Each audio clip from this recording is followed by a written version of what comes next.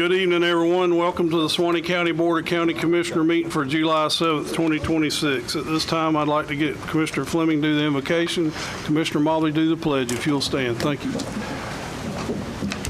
Let's pray. Dear Heavenly Father, it's once again time we come in your name. Our Father, we thank you for your many blessings you bestowed upon us. We thank you for our late last night sleeping, this morning early rising, and God, you started it off with another day, and we thank you. We pray today that you bless us to take care of the business of the county, look over our country, our nation, bless those that are in need, those that are less fortunate. Have mercy, we pray. We pray tonight that you continue to watch over us and be with us, guide us, and order our steps. This we ask in Jesus' name we pray. Amen. Amen. Pledge allegiance to the flag of the United States of America and to the republic for which it stands, one nation, under God, indivisible, with liberty and justice for all.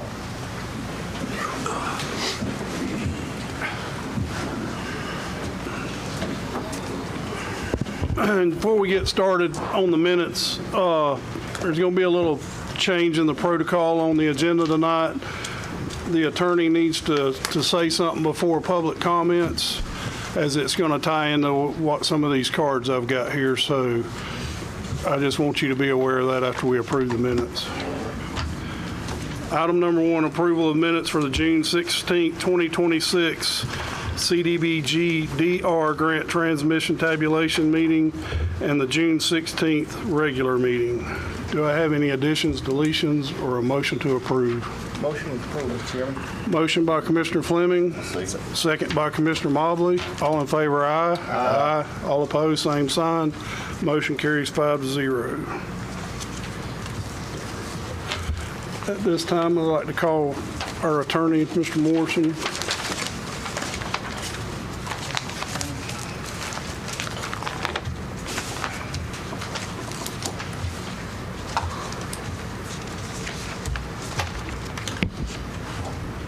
So one of the things that I routinely say when I end up in a courtroom is something has gone terribly wrong if I end up walking in there.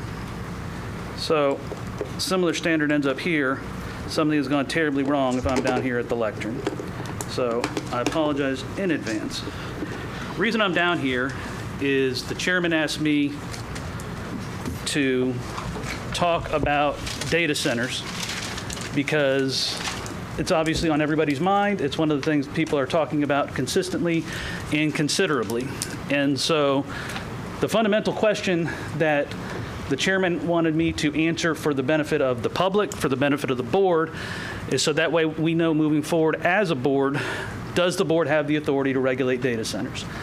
And there are some statutes that are at issue. And so what I wanted to go through with everybody here, and for that Venn diagram of people who watch this on YouTube and also need sleeping aids, you're welcome. So that way we can go through, and I want you to at least see how the analysis works, how we spent time doing, and how we got to the conclusion. So what I want to start with is not last week, but the week before, all 5 of our commissioners went down to the Florida Association of Counties event in Orlando. You guys hear Jimmy come up all the time and say how wonderful it is when all 5 of our commissioners participate in all the things that help the county, such as rural county days, et cetera. And the same's true with going to that. It's a program that's designed to help all the county commissioners understand what authorities, duties, and powers they have to help the people of their counties. Along with that is the Florida Association of County Attorneys meeting. So the same group meets while the county commissioners are meeting, the county attorneys are meeting literally next door, going over legislative changes. What is it that we attorneys need to know in order to make sure that we can do our best in aiding the county commission in doing its job? To show the commission's dedication in trying to figure out what the answer to this question of regulation is, I want to point out that all of our commissioners went to the Florida Association of Counties, FAC, event regarding data centers to talk about what it is that they were speaking about on the county commissioner side. Over both days of the county attorney part of the presentation, there was one singular subject that dominated the conversation, which is going to be the 2 statutes that are at odds that we're going to talk about here.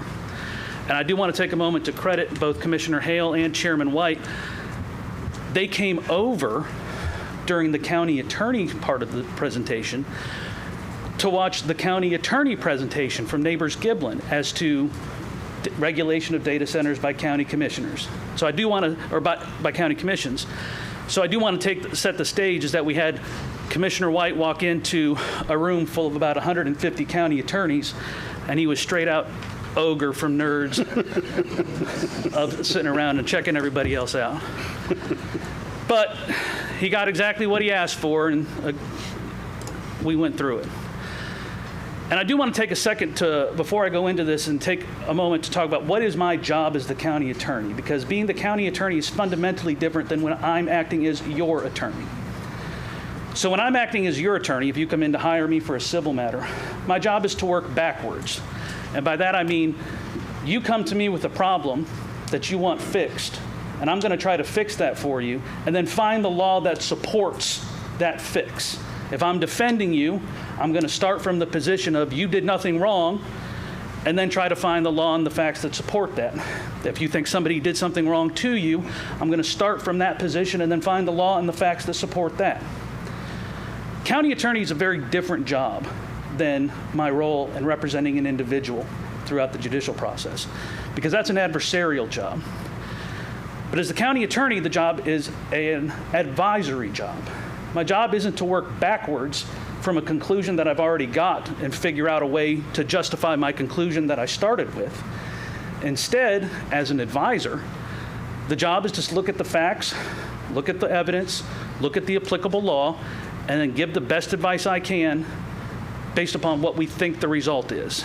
So I start out not working backwards, but working forwards, looking at the law, looking at the facts, and doing my very best, and as a county attorneys association, doing our best to make sure we give our county commissions the best advice we can. And those are two kind of very fundamentally different roles, and I just want you all to take a second and appreciate that. And I do know everybody wants to get up to talk about data centers, which I absolutely encourage you all to do. But remember, when I'm speaking here, I'm not starting from a position of good or bad and working my way then towards a conclusion that I already want and finding support for it. That's not the job. The job is to start from what are the facts, what is the law, and then move forward from there in order to give the best advice I can. So, what brings us here? Senate Bill 180, most importantly, Section 28. You all have heard me talk about this a couple of times, and most recently, probably about 6 weeks ago when we had our meeting at the Live Oak City Hall. So to get started with these two statutes that are at odds with each other, I first want to go through a little bit in detail Section 28 of Senate Bill 180. And as you guys may have heard me say before when I talked about this, what's very weird about Section 28 is it doesn't create a Florida statute. There's no Florida statute 120 whatever.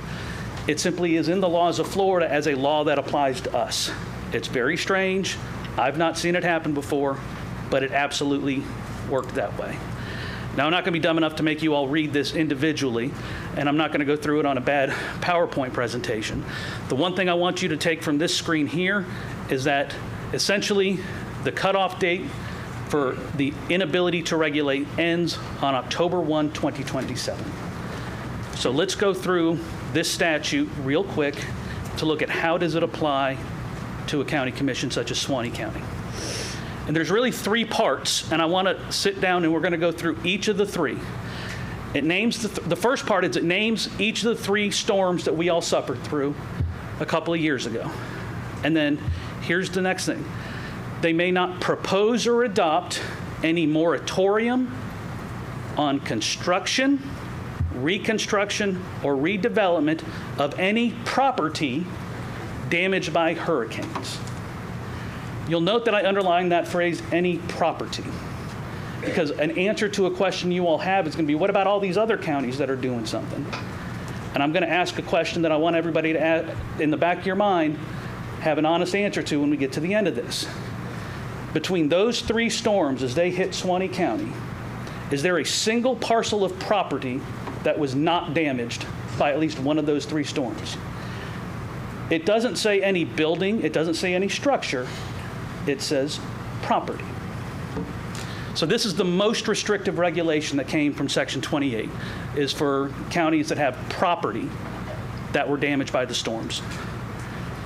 It also goes on to say that counties who have had a disaster declaration for one of those storms may not propose or adopt more restrictive or burdensome amendments to its comprehensive plan, or LDRs. And it also can't propose or adopt more restrictive or burdensome procedures regarding review, approval, or issuance of a site plan, development permit, or development order. So there's three things. If you have property that's been damaged by the storm, no moratoriums, no doing anything. If you simply were hit by a disaster declaration, you have these two restrictions on ability to regulate or issue procedures. So the statute goes on to say that if you violate any one of those three sections, that the change is void ab initio. One of the things you'll learn about lawyers is once you get to your first year of law school is we like to use Latin because it makes us sound fancy. That's as dumb as it sounds. But they use it in the statute, so I'm not using it to sound like one of those guys who put Esquire after their last name. So here's what it means. It means it's void from the beginning. It's a nullity. So here's what this means. If there's a regulation which is passed, which violates one of those three sections, it's void from the absolute beginning. It doesn't exist as a matter of law, period. And I want you to keep this in mind when we get through with this. No matter what else happens later, subsequent events will not breathe new life into it. So because it's void from the very beginning, there is nothing that can be done to fix it. It's just void. In the words of Willy Wonka, you lose. Good day, sir. Now, you'll say, Adam, that can't possibly be true. That this regulation, and we get the stuff about the property, but what about those two that applied to every county listed in the disaster declaration for Debbie, Helene, or Milton? I've got a list here, a map showing all of the counties that this part of the statute applies to. Here's a map. It's every single one. All 67 counties had a disaster declaration from one of those three storms. So I want to be clear that Section 1, dealing with the property that was damaged, obviously does not apply statewide. But Sections 2 and 3, dealing with restrictions on LDRs, developments, and your ability to issue development orders, apply statewide. And you say, Adam, come on, man, you can't really mean that. That's not really what the state of Florida means. Well, you guys can't read this, but this is a letter from the Department of Commerce issued October 17th, 2025 to the city of Ormond Beach, telling them that their change to their LDRs is void as it violates Section 28. This is a letter, July 28th, 2025, to the mayor of Orange County, letting them know that their changes to the LDRs are void ab initio because of Section 28. The state of Florida has issued more than 20 of these void ab initio letters telling various counties and local governments that your regulation is void ab initio. It never existed as a matter of law. As a courtesy, we're letting you know. So statewide, it's 100% true that those restrictions apply. I do want to go over what are the consequences if a local government chooses to violate Section 28. And again, I'm not even talking about data centers yet. I'm talking about doing anything. Well, there are consequences, and the statute's very clear about it, and it's very anti-government regulation. What it gives is a private cause of action to anybody, any single person who either has a business or is a resident of that county or city. They're entitled to go to court. They're entitled to an injunction. They're entitled to a deck action. And they're entitled to damages and attorney's fees relating to that injunction, relating to that having to combat a void ab initio statute or ordinance which never should have been passed in the first place. So in the strongest possible terms, the legislature has restricted a local government's ability to amend or update its LDRs.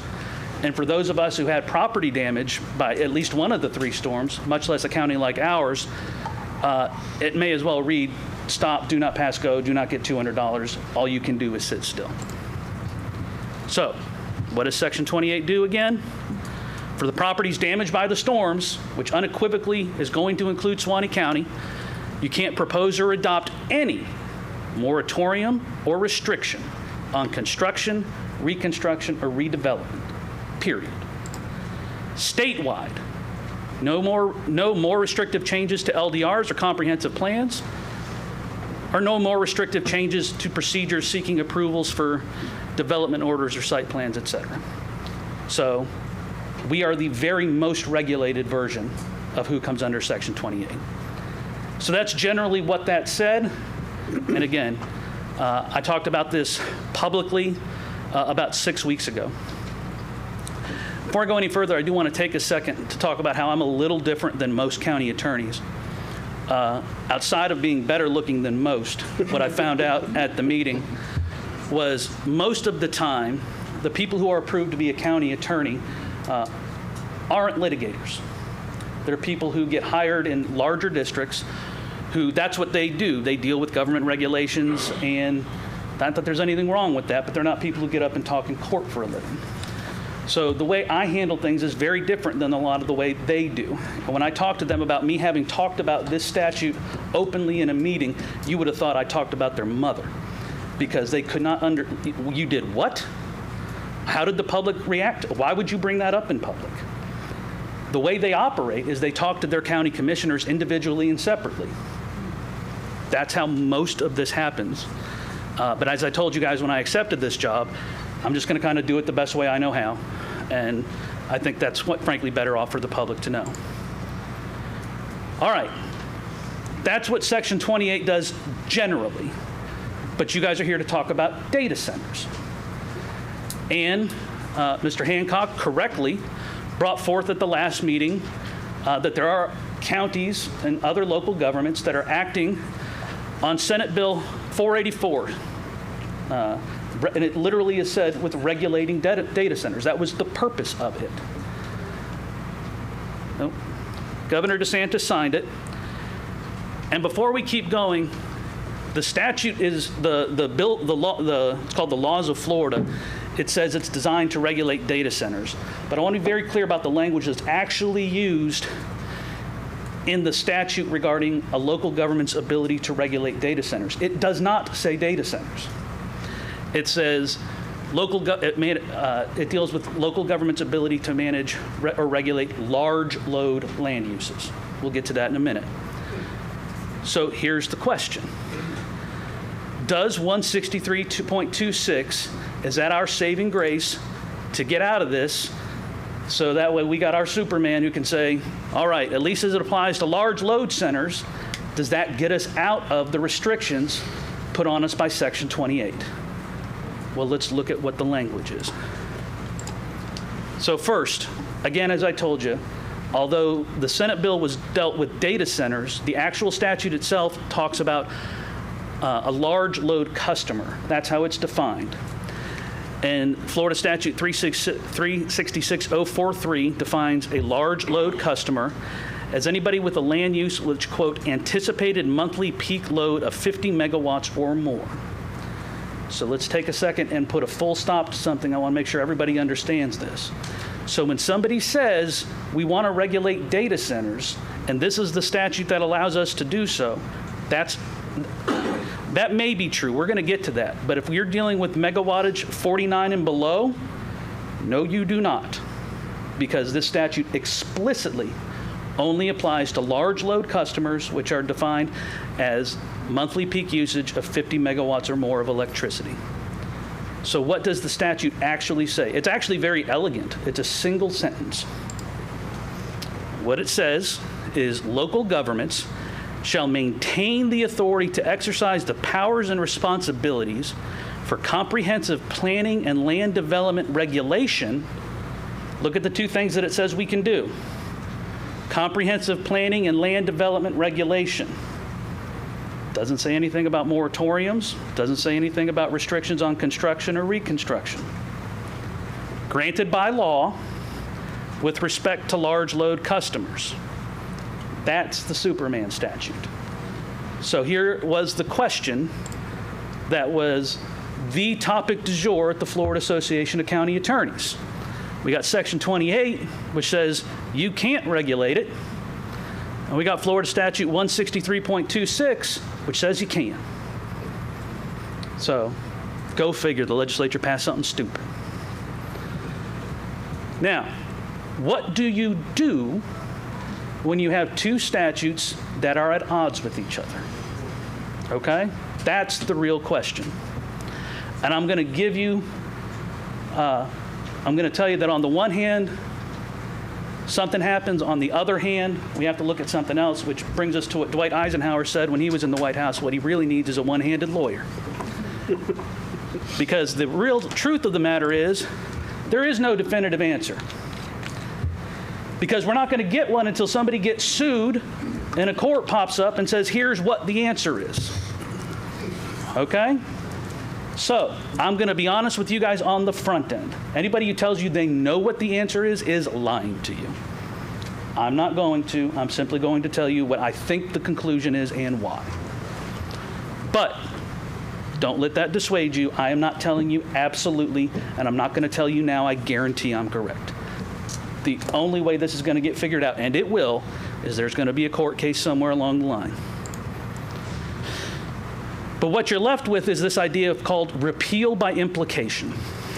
So what repeal by implication means is that if the new statute says we can regulate, that necessarily means that the previous statute is repealed insofar as it allows us to regulate something. Does that make sense? They both can't be true. So that's called a repeal by implication. When you have a new law that says you can do X, and the previous law says you can't do a bunch of things, what you're going to argue is that the new law repeals by implication the original one, which says that we can't make all these changes. Luckily, or unluckily, depending on your point of view, there's lots of law about whether or not courts are going to look for a repeal by implication and how they do it. So, and again, I've got the case law cited, and it says there's a presumption that later statutes are passed with knowledge of the prior law, and a construction, meaning how we're going to interpret that statute, is favored, which gives each one a field of operation rather than having the former repealed by implication. Courts will bend over backwards to come to an interpretation that gives both statutes effect, rather than say one is overruled by the other. The reason being is because, again, there's a presumption that the legislature knew what they were doing, and if they wanted to repeal something, they could have said so. But they didn't. Going on as far back as the Florida Supreme Court back in 1912 in State versus Gadsden County, repeals by implication are not favored and will not be deemed to have been intended unless that intention is clearly manifest. It has to be obvious that this is what the legislature intended to do. State versus Dingman, again, the Florida Supreme Court in 1974. Repeals by implications are not favored and are found to exist only where statutes are irreconcilable. So the question is there an interpretation which makes these statutes reconcilable? However crazy it is there something that the courts can look at and say, well, here's an interpretation which would give effect to both? Now, there is some case law about creating an exception. When you have a general prohibition that's found in a statute, and there's a later statute which says you can do something. This is from Davis versus Sheridan. It says where a specific statute conflicts with a general statute, it can create an exception. but it still requires absolute conflict between the two. So again, courts are going to bend over backwards to give an interpretation which will give effect to both. So here was the question that we dealt with over 2 days at the Florida Association of County Attorneys meeting 2 weeks ago. Is there any reading of these two statutes that would give both of them complete effect? Now, and here's where I have to ask you to not look at it from or at least from my point of view, not look at it with the point of view of what result do I want, but is there a reading? And the answer is yes, there's a reading. And here it is. That statute didn't say it goes into effect immediately. If we simply wait until October of 2027, both statutes can be in full force and effect. That's not an unreasonable reading. It gives complete effect to both. Now, I want to talk about a couple of other things that I want you guys to consider when looking at this. Remember there's two parts. And this is the Superman statute again. It says you can only have the planning and land development regulations granted by law. There's a law which says we don't have those until October of 27. The other thing I want to point out here is look at the powers that it gives the local government. Comprehensive planning and land development regulation. So that was, remember, when we went back to what does Section 28 do, that was part 2. But remember the first part about land that has been affected by the storm? That said you cannot pass any moratorium or restriction on construction, reconstruction, or redevelopment. That is not said at all in this statute. So respectfully, there's not even an argument that this statute overrules that because it doesn't say it.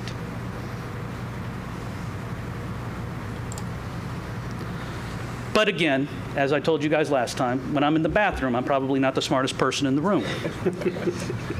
So we sat there with this meeting at the Florida Association of County Attorneys. Literally, this was the thing everybody talked about. Now, Neighbors Giblin, you guys may have heard that term before, and you may have heard of those lawyers before. They're the ones that we hire. They're the local government experts to draft our the ordinances for when we do special assessments or we have anything super tricky, because they're the local government guys. That's literally their specialty. It's what they do. And they were the ones who gave the presentation on this to 100+ county attorneys who wanted to figure out the answer to this question. The analysis I just gave you was theirs. So I'm not claiming I'm smart enough to have thought this all out on my own. That's exactly what they told this granted meeting, the entire meeting. But they only dealt with it in the context of the statewide restrictions on comprehensive planning and restrictions on changing your LDRs. I'm the one who's pointing out to you that we have the additional restriction because we all have property that was affected. So we are even more regulated by Section 28. So the opinion of Neighbors Giblin, the one that every county has hired to do their local government work because they're the expert, they're the ones who also came to the conclusion that Section 28 says we can't do this until October of 27 because there is a reading that is possible which gives effect to both statutes, which means we cannot do a repeal by implication. But Adam, what kind of idiot are you? Look at all these local governments that are doing it anyway. Live Oak's doing it. Can't speak for anybody else. But I can tell you a couple of things. Number one, when we were at the presentation, the Neighbors Giblin people asked that very question to all of the county attorneys who were there, calling out some of the counties who had passed some of these restrictions, saying, can you guys please come up to us and tell us what you're thinking, because we don't know.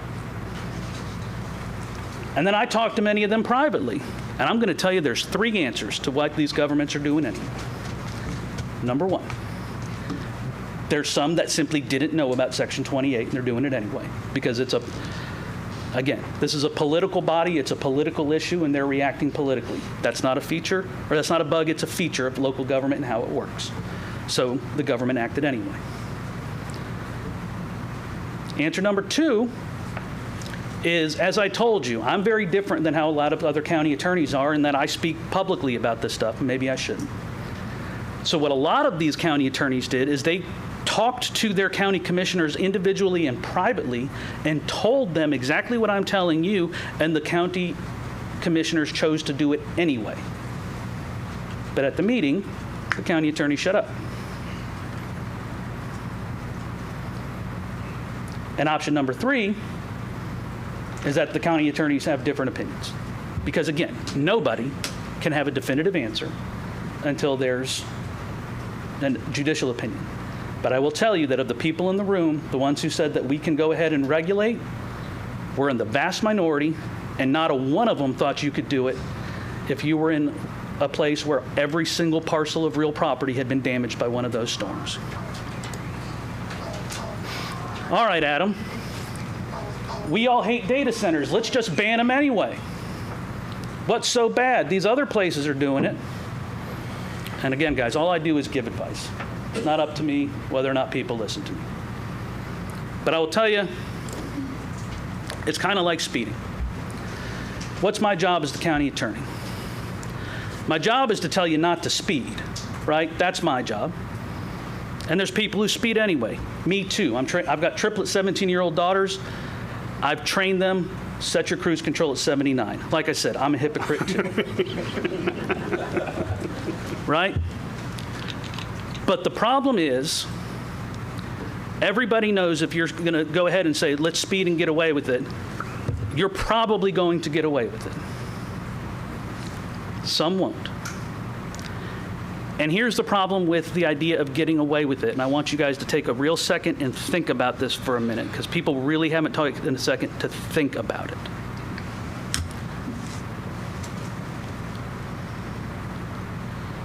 The ones who are doing it anyway are taking a gamble and saying, all right, we're probably not going to get sued, who cares? The other thing that those attorneys who have told their county commissions and their city councils, here's the issues, and the county commissions or city councils are doing it anyway. I know for a fact that those attorneys are telling their commissioners and their council members that if somebody pops up wanting to impose one of these things, we're having an emergency meeting to repeal it. So no on the front end. So understand that this is just, for lack of a better phrase, virtue signaling to their populations, because they already know that if somebody comes up, they're going to have to repeal it. But here's the real thing that worries me about, just let's say go ahead and doing well, let me stop for a second. The other thing that people are thinking is if we can just get past, if we pass it and just don't get sued between now and October of 2027, got away with it. No, you didn't. Because it doesn't say it becomes active after October 1, 2027. It says that the statute, remember, is void ab initio. It was never valid to begin with. And y'all remember that case law that I pointed out that said that there's nothing that can be done to breathe life into it. So it's always void, even if you get past that October date. So here's the real problem.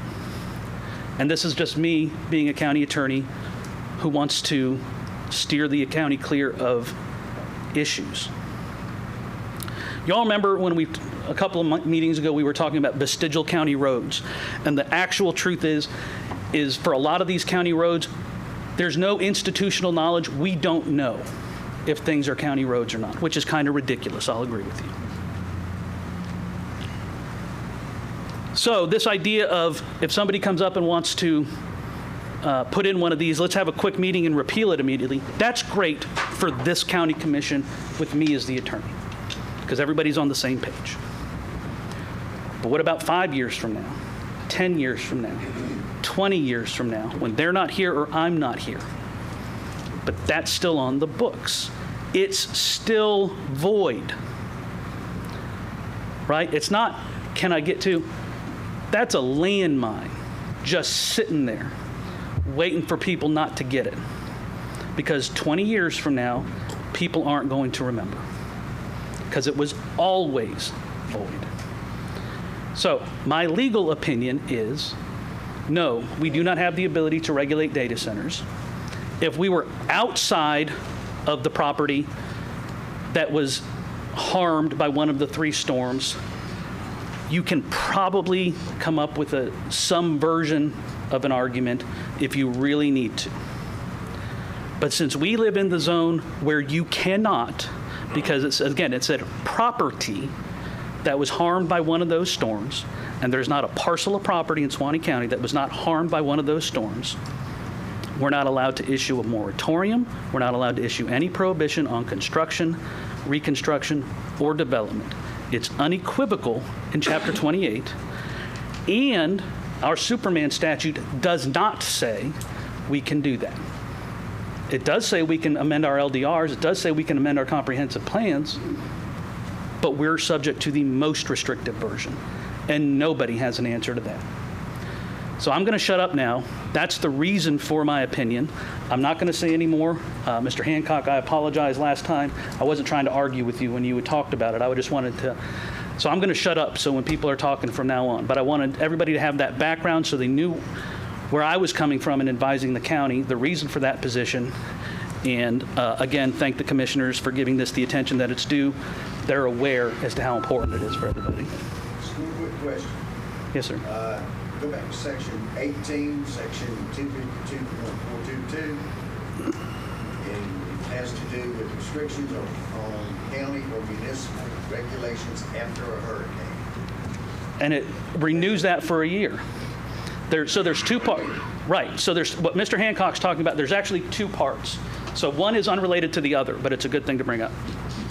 So to be clear, Section 28 applies to us no matter what. That's in place now. In fact, Jamie brought up, when I brought this up last meeting, is like, here's what Section 18 does. So you remember parts 2 and 3, which says no changes to the LDRs and no changes to how you give development orders that applied statewide. The new statute says, and that is enacted, that any time from here on out, we get put under a hurricane declaration for a year thereafter. Not only us, but statewide, any county that gets tagged with one of those hurricane declarations, congratulations. You just found yourself in a 1-year moratorium on any ability to regulate your LDRs. That's now and forevermore.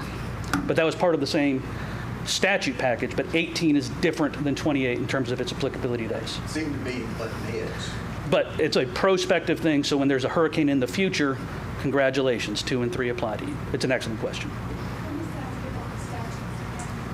The first one that you talked about called it property. Yep. And the second one, did it say land or did it say property? The second one, so the first part where it says you can't restrict any property. The problem we have as a practical matter in Suwannee County is, being honest, there's not a parcel that didn't have property that was damaged. The second statute talks about a county's ability as a county to regulate its LDRs or comprehensive plans. No, it doesn't say anything. That's the problem, and you just hit the nail on the head. It didn't say anything. Because in the first one it says property, which isn't just land, it's also patents and all that kind of stuff. Well, clearly, though, it does apply to real property. I'm not going to get into, copyright, et cetera. Why is it asking for clarification? That's an excellent legal question, which I haven't given thought to, but it's already going to be a long meeting, but I did want to take this. But again, I know the county commission took this seriously, which is why the chairman asked me to come up and give this little presentation, at least to where I'm coming from and the reason my advice is what it is.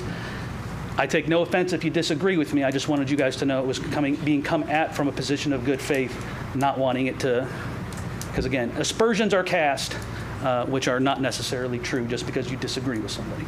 Thank you. Thank you, Mr. Morrison.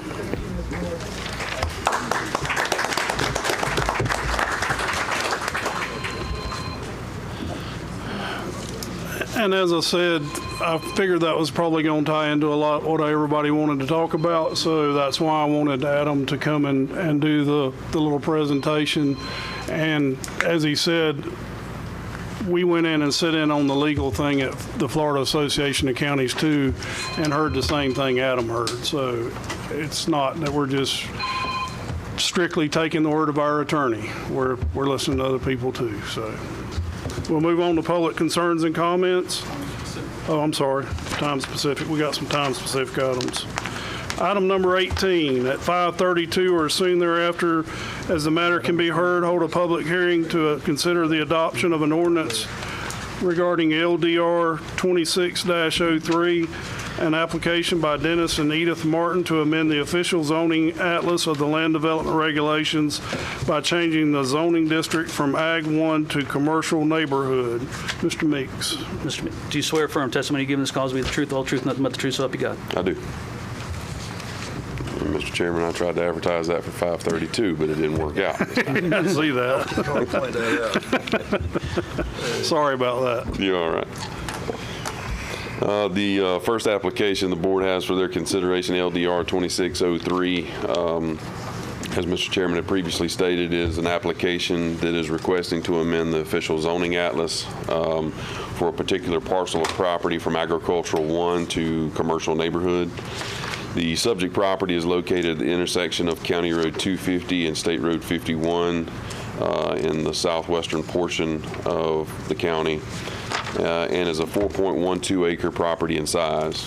The policy of the comprehensive plan allows commercial neighborhood properties to be located in the rural areas of the county, provided that the properties are located on an arterial or collector road. The subject property meets the requirements of the comprehensive plan, and the property to the immediate north has a neighborhood commercial zoning designation on it currently, and the property to the immediate east was in the past few years changed to a rural activity center. So you do have an established commercial usage that is at that general intersection. The application went before the Planning and Zoning Board at their June meeting, and the recommendation from the Planning and Zoning Board was for approval to the Commission. So you have a ordinance that is written in favor of the approval that is part of your packet of information. So if the board so chooses to approve that, that would be what that would need to adopt. At this time, I would enter the file into the record if the board doesn't have any questions of me. Admitted as one. All right. Any board questions for the staff? I don't have Anybody any questions? I don't have it. At this time, I open the floor to public comment. Anyone have any public comment on this? Seeing none, I'll close public comment. Any further board discussion? Seeing none, do we have a motion to adopt the resolution? So move. Motion by Commissioner Hale, second by Commissioner Fleming. All in favor, aye. Aye. All opposed, same sign. Motion carries 5-0. Item 19, at 5:32 or soon thereafter, as the matter can be heard, hold a public hearing to consider the adoption of ordinance regarding CPA 26-03, an application by Russell and Vicky DePrater to amend the future land use plan map of the comprehensive plan by changing the land use classification from Ag 1 to industrial. Mr. Meeks. You remain under oath. Mr. Chairman, I would ask to present item number 19 and item number 20 together.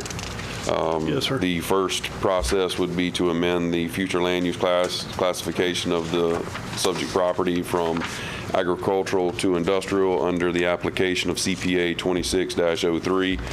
And then item number 20 is a request of the same property to amend the official zoning atlas under LDR 2604 from agricultural 1 to industrial. The subject property currently has a land use and a zoning classification of agricultural 1.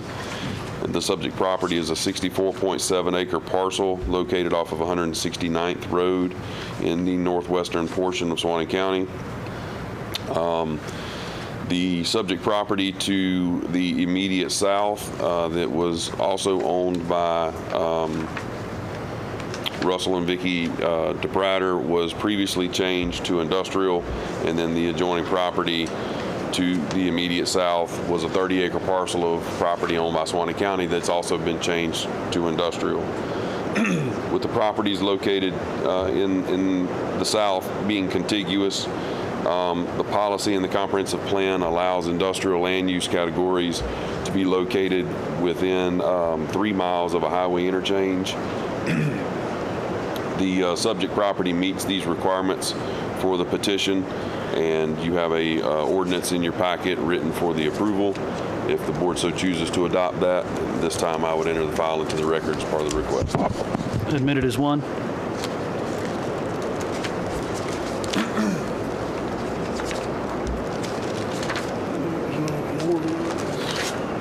All right, thank you, Mr. Meeks.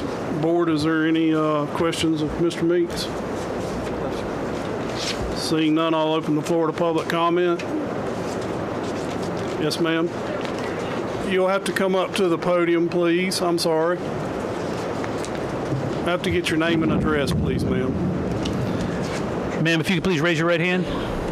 It's a judicial, technically quasi-judicial. Do you swear affirm testimony you give in this cause will be the truth, the whole truth, and nothing but the truth, so help you God? Yes, I do. And if you could pull that microphone right up to you because of the rain, it's hard to hear. Yes, it is. And state your name for the record, please. Sarah Stetson.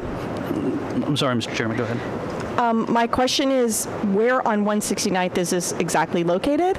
Is it more towards 250 or the other direction? So this isn't along 250. This 169th Road is out near the Benderholt Sawmill. So it's across from the intersection of the Sawmill. What's your Just need clarification, because Okay. I live on All right. 169. Yes, ma'am. What's that, Don? Tell him to push that TV back so it's Oh, yeah. Yeah. There you go. Thank you, Ron. Anyone else for public comment? Seeing none, I'll close public comment. Is there any further board discussion? Seeing none, do I have a motion to adopt the ordinance? Motion by Commissioner Land. Second by Commissioner Mobley. All in favor, aye. Aye. All opposed, same sign. Motion carries. And as Mr. Meeks explained, item 20 goes with item 19. So we'll open the floor to public comment on that one. Does anyone have anything to speak on that one? Seeing none, I'll close public comment. Is there any further board discussion? Seeing none, do we have a motion to adopt the ordinance? So moved. Motion by Commissioner Land, Second. second by Commissioner Hale. All in favor, aye. Aye. All opposed, same sign. Motion carries 5-0. Item number 21, at 5:32 or soon thereafter, as the matter can be heard, hold a public hearing to consider a request from Leo Mobley Jr. regarding vacating Lot 8 of South Ridge Farm subdivision in accordance with that plat filed of record with the Clerk of Court and Plat Book 1, page 423, and reverting back to acreage. Mr. Meeks. Mr. Chairman, we did have a request to file an application to vacate Lot 8, which is located in South Ridge Farms, which is a recorded platted subdivision in Suwannee County. The process from this arises from Chapter 177, the Florida statutes, which dictates the subdivision of property. And in that section of 177, it states that someone may petition the Board of County Commissioners to vacate all or portions of recorded plats and subdivisions. If someone was choosing to do that, they have to file their notice of intent in an appropriate newspaper as general circulation within the community, and then they have to provide that documentation to us, as well as complete the application, which is then advertised and brought and placed before the Board of County Commissioners for their consideration. So Mr. Mobley did make his application and filed his notice of intent. It was printed in the newspaper and did file the correct application. So you have a resolution written for approval if the board so chooses to approve his request. And if I've left anything out, I'm sure that Mr. Mobley can fill in where I may have been deficient. But I would enter the file into the record at this time. Thank you, sir. Admitted as one. Commissioner Mobley. At this time, I'd like to make a public record of need to recuse myself on the vote. Mr. Mobley has recused himself from this vote as this is his item on the agenda. Is there, I'll open the floor to public comment. Is there anyone wishing to speak on the matter? Ron, is this an ordinance or is this It's a resolution. resolution? No one wishing to speak. I'll close the floor to public comment. Any further board discussion? Seeing none, do we have a motion to approve adopt the resolution? Motion approved. Motion by Commissioner Fleming. Second. Second by Commissioner Land. All in favor, aye. Aye. All opposed, same sign. Motion carries 4-0. Thank you. Thank you, Mr. Chairman. Meeks.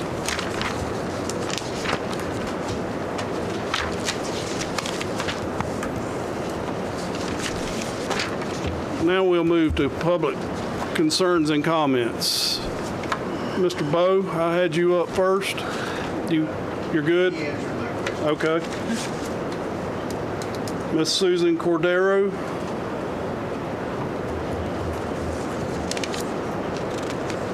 Welcome.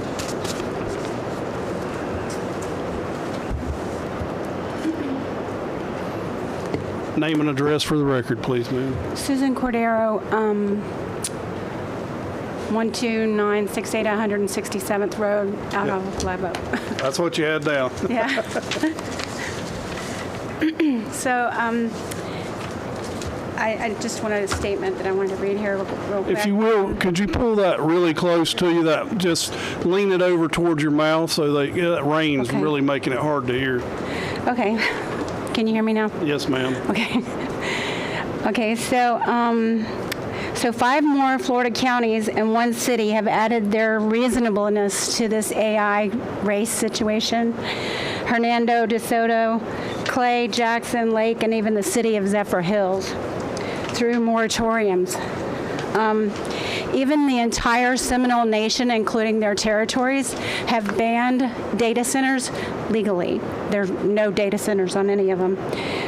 So here's a little irony for you. I had a conversation with AI, and I asked AI if data centers could destroy humanity. And they said, yes, data centers could destroy humanity.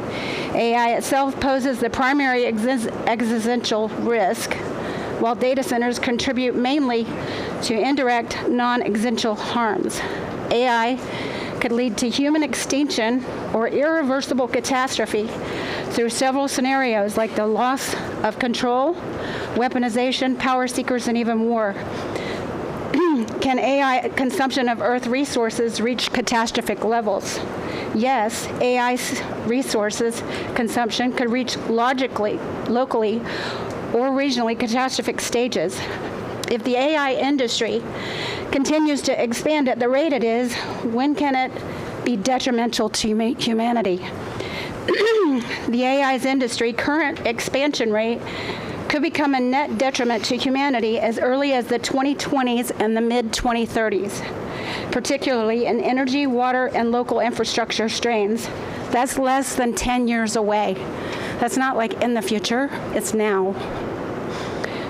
Finally, it volunteered something to me, and it said AI is the real destroyer candidate via intelligence-driven catastrophe or weaponization. Data centers pose serious and localized regional sustainability challenges that could virtually end humanity.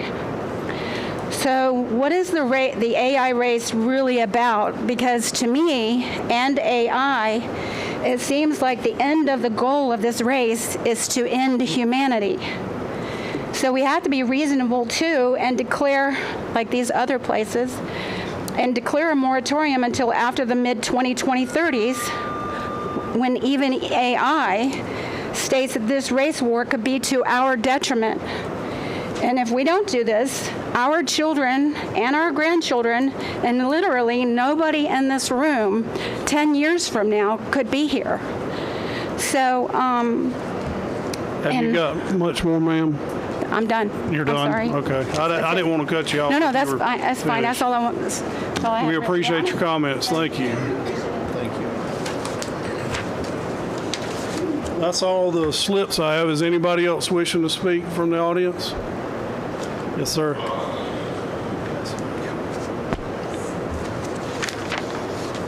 Just name and address for the record.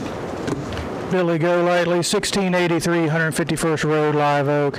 I mainly commented about the fire and garbage assessments, and I saw what those proposed amounts are, and I understand those are like maximums you guys are allowed to go up to, but it's kind of starting to feel like we as citizens are kind of getting nickel and dimed on stuff, and I understand with the way the ad valorem tax stuff is coming up, you know, you guys are going to maybe have to try to make it up in other ways. Just try to keep a value proposition in mind for us as citizens when you start cranking those levers and turning them up.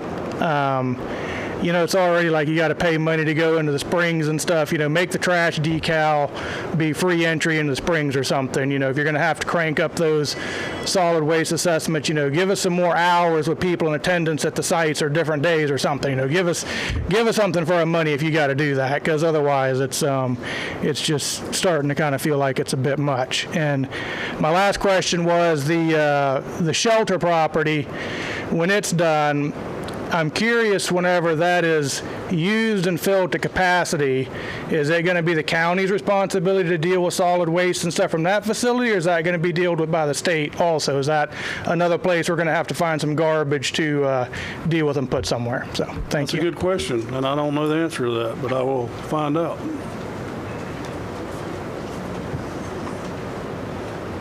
Moses Klepper representing We the People of North Central Florida. Hold up before you start there. Are you doing the 7 minutes? Yeah. Is anybody here that you got to have at least one that's with your group? I got more than one, but Do you give him permission to speak on your behalf? As long as he doesn't go too long. All right, let's roll.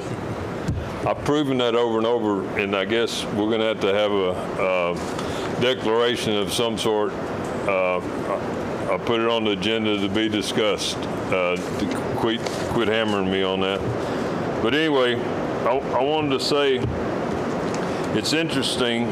I read over the SB 180, and I no way am I an attorney, but unfortunately I've been in a lot of courtrooms, and I've read a lot of legal papers, and I understand and can interpret some, not to the quality of this man or that room. I was impressed.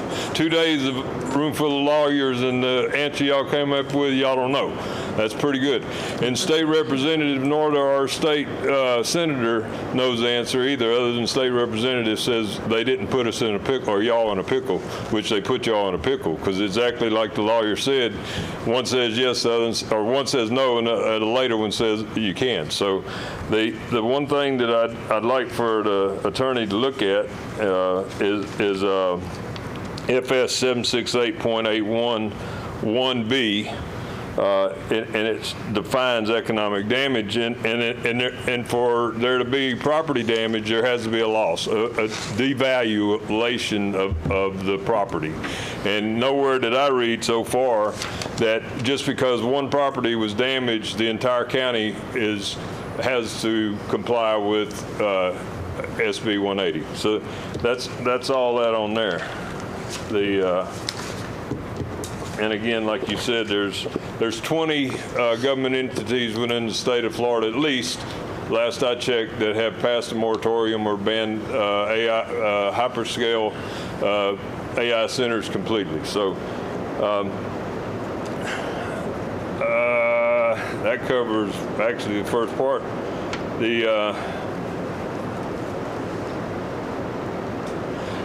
We want to request that y'all publicly announce the complete investigation information provided by Cherry Baker concerning the previous EOC under the current Sheriff's Department.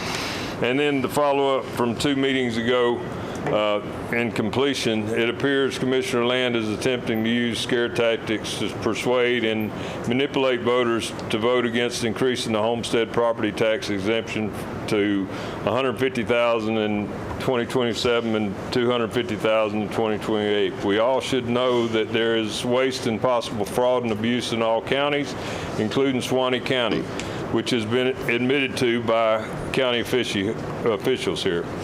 Eliminating approximately $6 million in homesteaded property taxes from the budget is less than 8% of the operating budget and only 3% of the overall county budget. There is absolutely no need for any county employee to lobby to have taxpayers act against their best interest by voting against the Save Our Homes by excessive property taxes, which will be placed on the November 3rd, 2026 ballot as Amendment 3. Schools will be fully funded.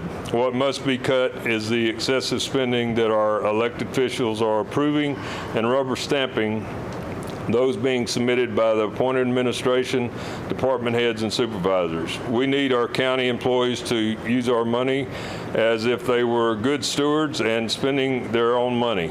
When waste, fraud, or abuse is discovered, the ones involved need to be held accountable, which many cases in this county has not occurred, and action be taken to assure that these things don't happen again. I've made similar statements in the past, yet we keep having mistakes, quote unquote mistakes, which cost the taxpayers tens or hundreds of thousands of dollars each year here. This is not acceptable. To prevent Commissioner Land or anyone else from denying my statements, I repeat, when we pay $70,000 for a commuter vehicle for our county employees when $30,000 vehicle would do, we're wasting $2 million on 50 vehicles. When we buy 6 Chinese-made Mack dump trucks at $40,000 each, more than what we could have purchased the same equipment Kenworth dump trucks, we've wasted $240,000. If we had put out a realty contract out to bid, we could have saved $200,000 or more on real estate fees, buying and selling land, potentially land in the county each year. If we did a better job negotiating with engineering services, we could save potentially hundreds of thousands of dollars each year on engineering services. Is it reasonable to pay as much as $720,000 a year for an engineer and 1 secretary? If we vetted the contracts better and more completely, we could save hundreds of thousands of dollars or more each year by reducing even further the number of change orders, which is where the contractors upcharge us after the contract is signed. Commissioners allowing the previous administrator to hand out over $1 million in pay raises, some of them in excess of $35,000, increase the burden on taxpayers.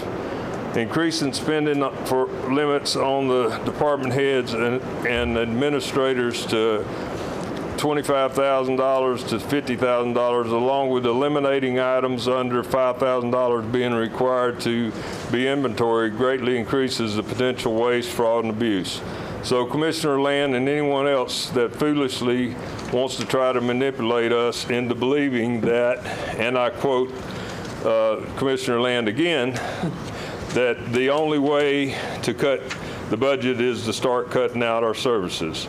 Needs to get serious about their jobs or go find a new one. The taxpayers should not have to suffer the consequences of incompetent or non-committed actions of employees who have accepted the responsibility to be good stewards of our resources. Voters and taxpayers, I encourage you all to vote for Amendment 3 on November 3rd to reduce our homestead property taxes. We should not have to pay rent to the government in order to keep our homes. I'm done. Thank you, sir. Anybody else wishing to speak?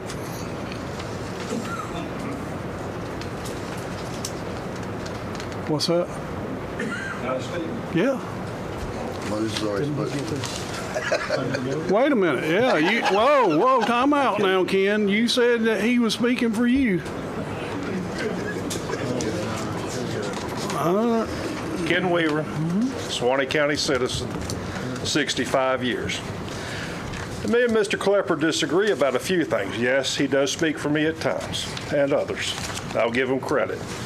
But I want y'all to know, I appreciate you, Clyde, Don, Franklin, Leo, Mr. Land sitting down there at the end looking at me, and our county attorney and our county manager. I think y'all do a fantastic job. I've known every one of y'all for a very long time. You did a first-class job talking about AI. I understand it better now. Thank you. Thank every one of y'all. The end. Thank you, sir.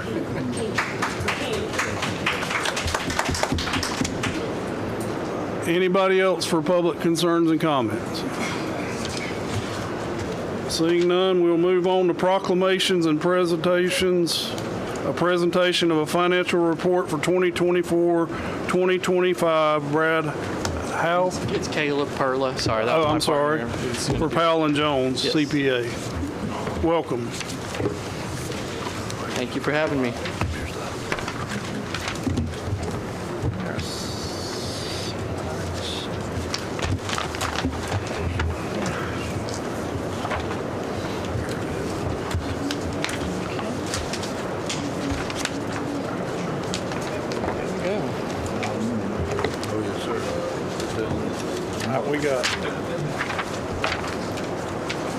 We got it on paper. Your mic's off. There you go. Can you hear me now? Yes, sir. I'm Caleb Perla. I'm one of the partner owners at Powell and Jones CPA, and I'm going to be going over your September 30th, 2025 audit. I have different page references here because this is quite a large report, and I'm not going to go over the report in the actual report itself, but I'm going to cover it with this presentation, and you just can follow along if you have the report on these different page numbers and see where those are.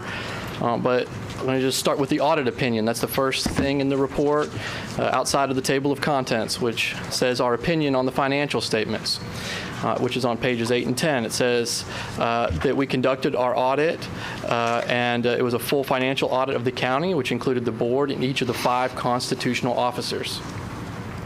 The audit was conducted in accordance with applicable auditing standards, which includes generally accepted auditing standards, government auditing standards, federal single audit standards, and state single audit standards. The primary objective of an audit is to determine whether the auditor, which is us, believe that the financial statements are accurately stated for the period under audit. In our opinion, the financial statements present fairly in all material respects the financial position of the county as of and for the year ended September 30th, 2025. This is an unmodified or clean opinion on the financial statements of the county and is considered the highest level of assurance that can be provided in an audit report. Next, we have management's discussion and analysis. This section contains certain required overview financial information for the county. If you're looking for a place to get a short summary of the lengthy financial statements, I recommend reading this section as it's only 7 pages long instead of, several hundred. So this is a great place to kind of get a synopsis. The governmental funds balance sheet on page 22 of the report contains 34 governmental funds, and 4 of which are classified as major funds of the county. Now, the financial data for each major fund is listed separately, and all the non-major funds are aggregated together into one column on pages 22 and 23. But a full breakout of those non-major funds is provided on pages 89 and 92 if you need more detail. The governmental funds are prepared on the modified accrual basis of accounting, which aligns with governmental budgetary practices. This is a snip of the balance sheet, and it's kind of summarized here for you to review. I'm going to go over the total governmental funds numbers. These don't include your proprietary funds like water, sewer, such, and solid waste collection. This is only your governmental functions. Okay. For total assets, you had $76.2 million. For total liabilities and deferred inflows of resources, you had $14 million. The net between those, which is your fund balance or essentially net worth as of year end, was $62.1 million. This net worth is segregated into 4 different components. We have amounts that are restricted for their use, which is $10.7 million, amounts that are committed to certain purposes, which were $10.6 million, and amounts that were assigned for certain purposes, which is $15 million. Total unassigned fund balances were $25.7 million, and those are all in the general fund. Those unassigned fund balances represent amounts that don't have any restrictions on them and can be used to fund ongoing operations of the county and can be used at the county commissioner's discretion. The percent of these unassigned balances versus your expenditures and transfers out, basically how much you spend each year, is 69.5%. So when you look at this in equivalent months, this is approximately 8.3 months of reserves. So basically, if the money shuts off, you have 8.3 months that the general fund could survive with its current resources as of year end. This is a fairly substantial reserve. Government Finance Officers of America recommends having at least 2 months in reserves for most governments to weather storms and hurricanes and things like this, have as a backup. But you guys have well in excess of that, which is good. Next, we have your governmental fund statement of revenues, expenses, and changes in fund balance. This is similar to for-profit companies' income statement or a profit and loss. It shows your revenues, which were $90 million, your expenditures, which were $86 million, and other financing sources and uses, which represent transfers in and out and debt proceeds and new acquisitions of leases, which were $7 million. The net change in fund balance for the year, or net change in fund balance, which is net worth or profit for the year, was $11.2 million. This is very similar to the increase in your general fund, which was $11.6 million. Okay.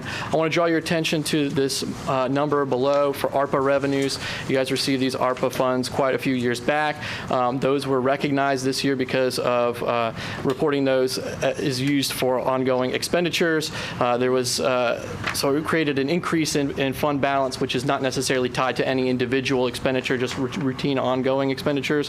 And so it makes this year look a lot more profitable than prior years. It doesn't necessarily reflect ongoing operations. So I put that in there so you can kind of subtract that back out and see kind of like without those revenues, where would we be for the year? And you can see that the adjusted change here shows a decrease of $60,000 in your general fund, which means basically you broke even for the year. So that's very good. You know, the resources that came in are the resources that came out. They were all used in the operation of your government. You weren't stockpiling money or overexpending money, just basically where you should be. For the total governmental funds, you had a loss of $424,000. This is not really super concerning because this is usually represents funds that are restricted for certain purposes, which you kind of like piggy bank over time. So for example, you get money from the state that has to be used for transportation or road development and things like this. So you might piggy bank money and then spend that down in different years. So this year you just spent down a little more than you brought in those other governmental funds. But your general fund, which is where you have your unrestricted, your unassigned fund balances that can fund ongoing operations, you're basically break even for the year. You compare that with the prior year change in general fund, which was a loss of $2.6 million. This was a very substantial improvement year over year. So great result there. Moving on to your proprietary funds. Proprietary funds, or you guys have all enterprise funds here, are intended to fully operate from user charges. They apply the full accrual basis of accounting like for-profit businesses. The county has 3 proprietary funds, which are all classified as enterprise funds. These are the Solid Waste Collection Fund, Solid Waste Disposal Fund, and the Water Plant Fund. The proprietary fund statement of net position is similar to a balance sheet, shows your assets and your liabilities. For your assets, you had 11 in water plant, solid waste disposal 5.8, and solid waste collection 4.9. Your liabilities and deferred inflows of resources, which is what you owe out, were $3.8 million for solid waste collection, $2.2 million for solid waste disposal, and $1.1 million for water plant. The net difference between those is your net position or net worth as of year end. Total net position for solid waste collection was $1.1 million, solid waste disposal $3.6 million, and water plant $10.6 million. Okay. Now, the most important number to pay attention to within those categories is your unrestricted amount, which is similar to that unassigned fund balance we talked about earlier. Those amounts can be used to fund ongoing operations. You can see a deficit in solid waste collection of $210,000. Now, I wanted to note down below here the effects of the FRS pension plan. Those pension plans are put on the balance sheet as a negative item, something that you guys owe, even though that's not something necessarily you're going to pay out cash in the next year. So it artificially decreases your fund balances as of year end and your net position as of year end. So in this case, you can see there's $1.4 million in the solid waste collection fund that is related to that pension plan there. So really, if you add that back in, you're basically at a positive $1.2 million for the year. So that's not anything to be concerned about there. On the other hand, you have unrestricted net position in the solid waste disposal fund of $2.7 million, which is very solid there. And then the water plant, you have negative $349,000 because the county's lending money to the water plant fund to keep it going and to keep investing capital there. Okay, when you look at the unrestricted as a percentage of operating expenses, you kind of have to look at the solid waste disposal and collection together, but you got that 92% in solid waste disposal and a loss of 6.5% in solid waste collection. Next, we have our statement of revenues, expenses, and changes in net position for the proprietary funds. Okay, this shows your income for the year, basically a profit and loss statement or income statement.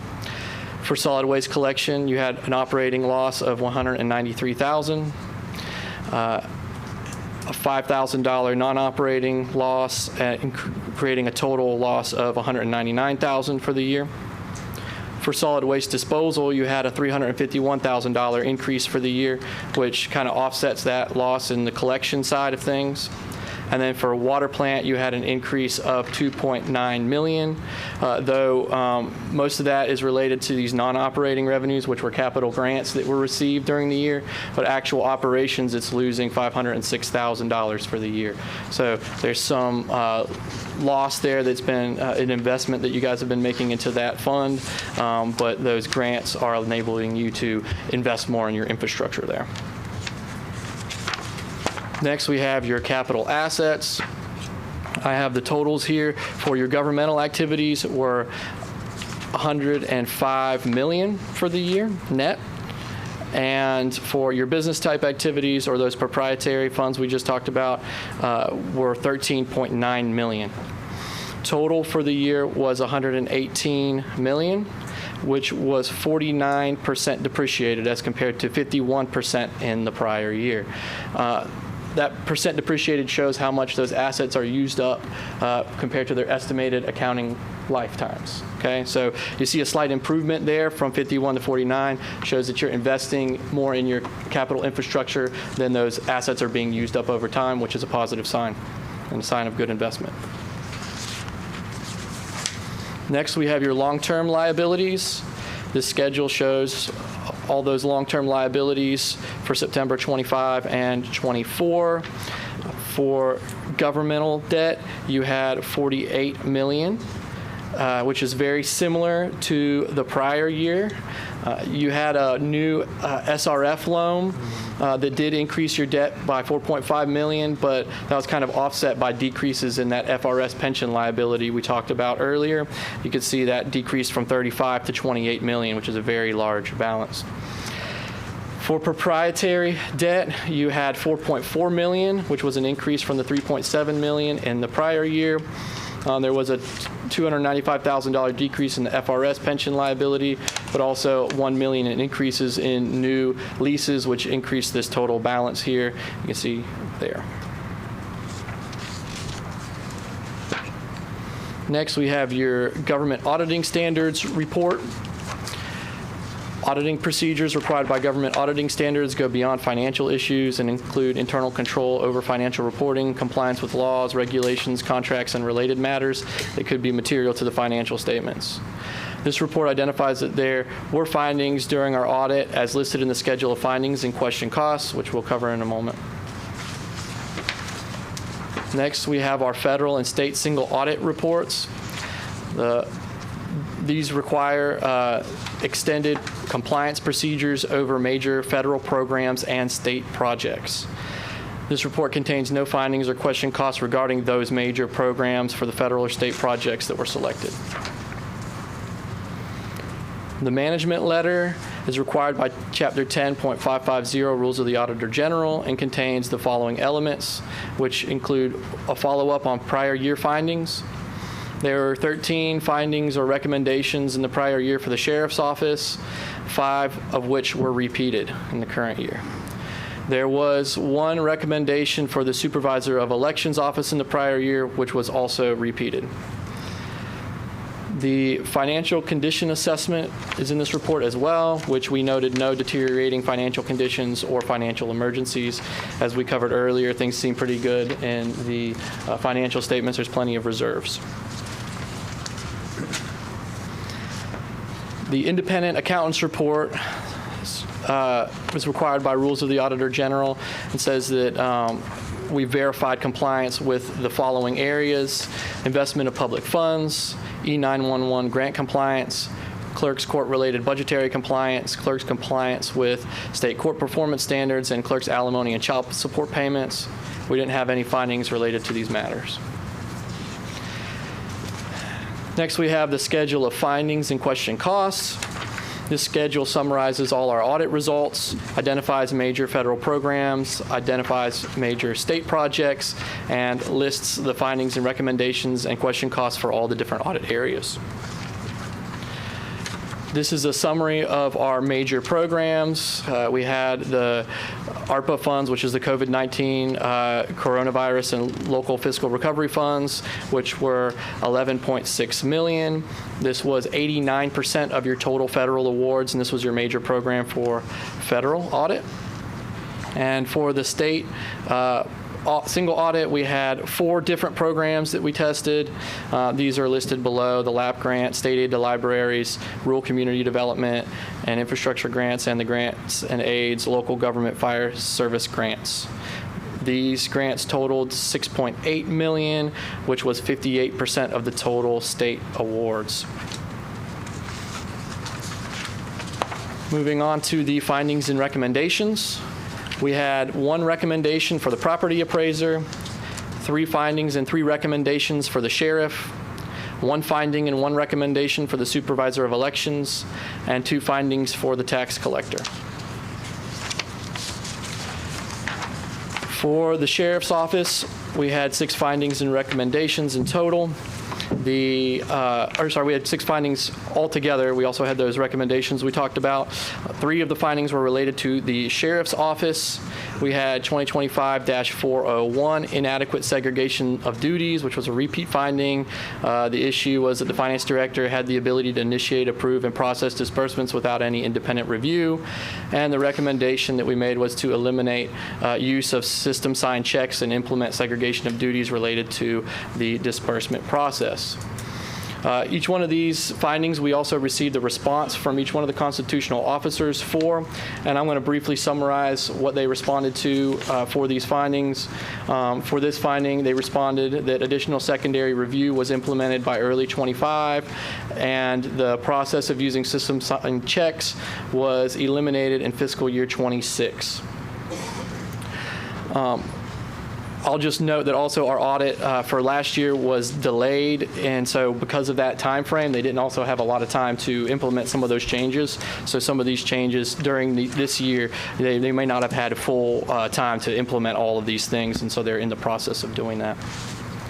2025-402, potential credit card abuse, which was a repeat finding. The issue was that during our review of credit card expenditures, we found a lack of adequate review process for card transactions and numerous questionable charges on the credit cards. Our recommendation was that they adopt the credit card policy requiring review of the credit card charges and requiring card carriers to produce sufficient documentation to be able to determine if their charges had a legitimate governmental purpose. They responded to this finding by saying that in October 25, which is subsequent to year end, a new credit card policy was adopted and procedures were implemented to correct the issue. Next, we have 2025-403 relating to disallowed FEMA expenditures. The issue is that certain costs submitted to FEMA for reimbursement were likely to be disallowed due to ineligible expenses and labor charges.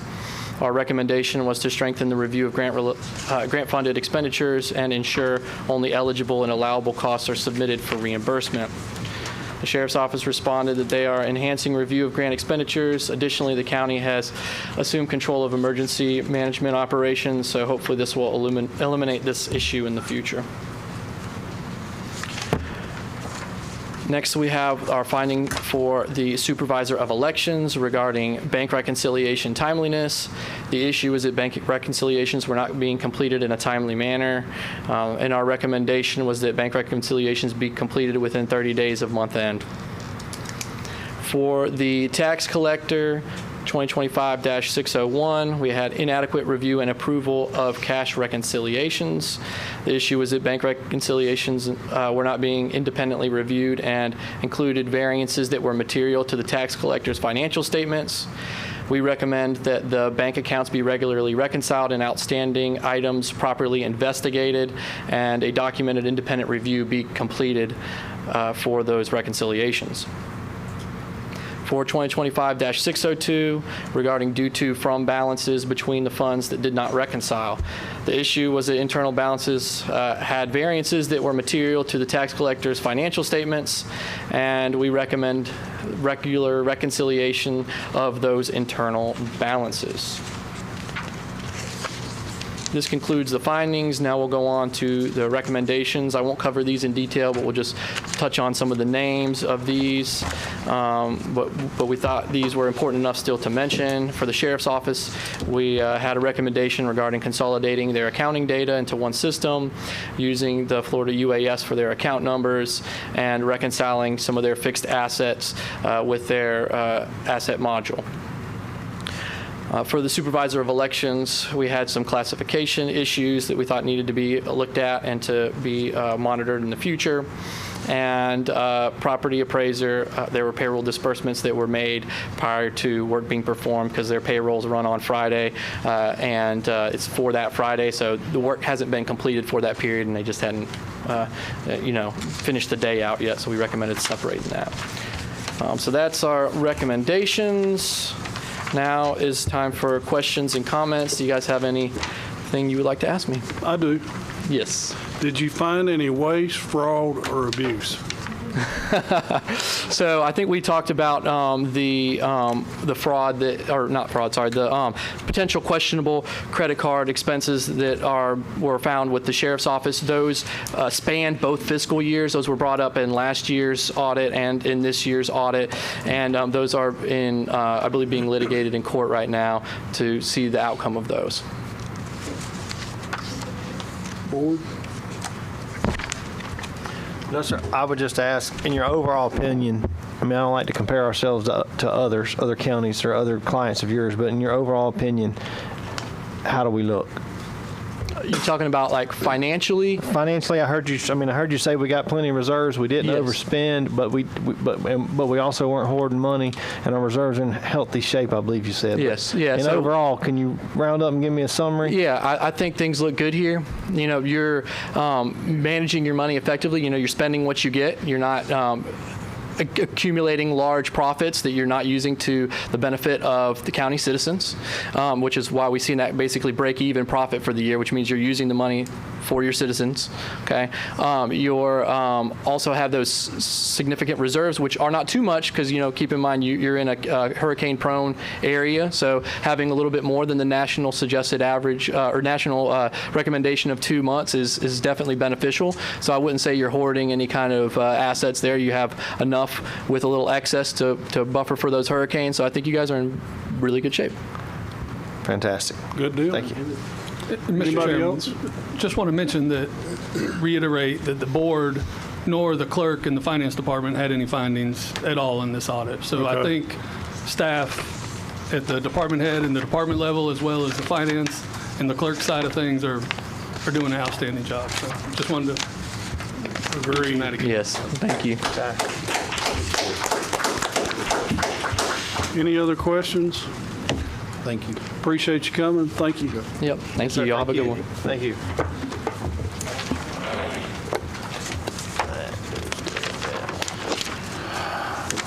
Moving on to the consent agenda. I don't have any items that were pulled for discussion. Do I have a motion to approve? Motion, Mr. Chairman. Motion by Commissioner Fleming, Second. second by Commissioner Land. All in favor, aye. Aye. All opposed, same sign. Motion carries 5-0. Time specifics done. Any constitutional officers? Any staff items?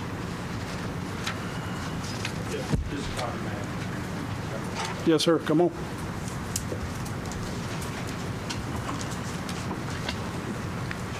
Mr. Chairman, if y'all remember, this is Will Griego, our new grants and project manager. So he's got a couple updates for us on some projects.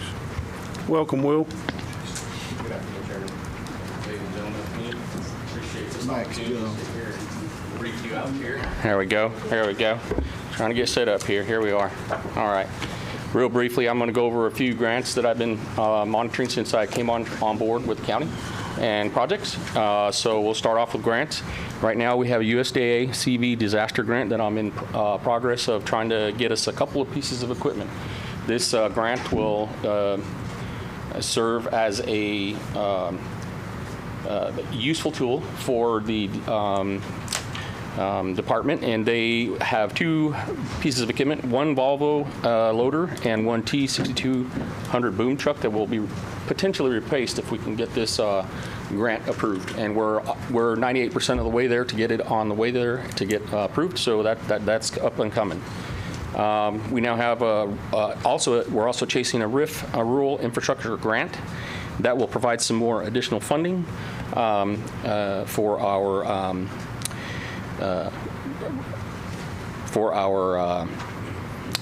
Catalyst project, and currently contracted with Ovid Solutions to prepare the grant on that. They're on time. They're meeting the deadline to get the submission completed. It's almost complete, and it should be done by the end of the week before the deadline. Moving on. The next one we have here is the EDA Florida Economic Grant. That's the third grant we're chasing down. That's going to help us also with the shortcomings of the Catalyst Park out there. So that's going to give us some more opportunity. This grant will assist with the construction activities for the Catalyst site and water tower. The current status right now is the grant application was sent in. No further information was required from us. All we need to do is sit down and wait now for the first round of reviews and make sure they hopefully choose us, and we'll get that grant, and that'll give us some much needed assistance in that area. That concludes the grants that I have that I'm chasing down right at the moment that are on the radar.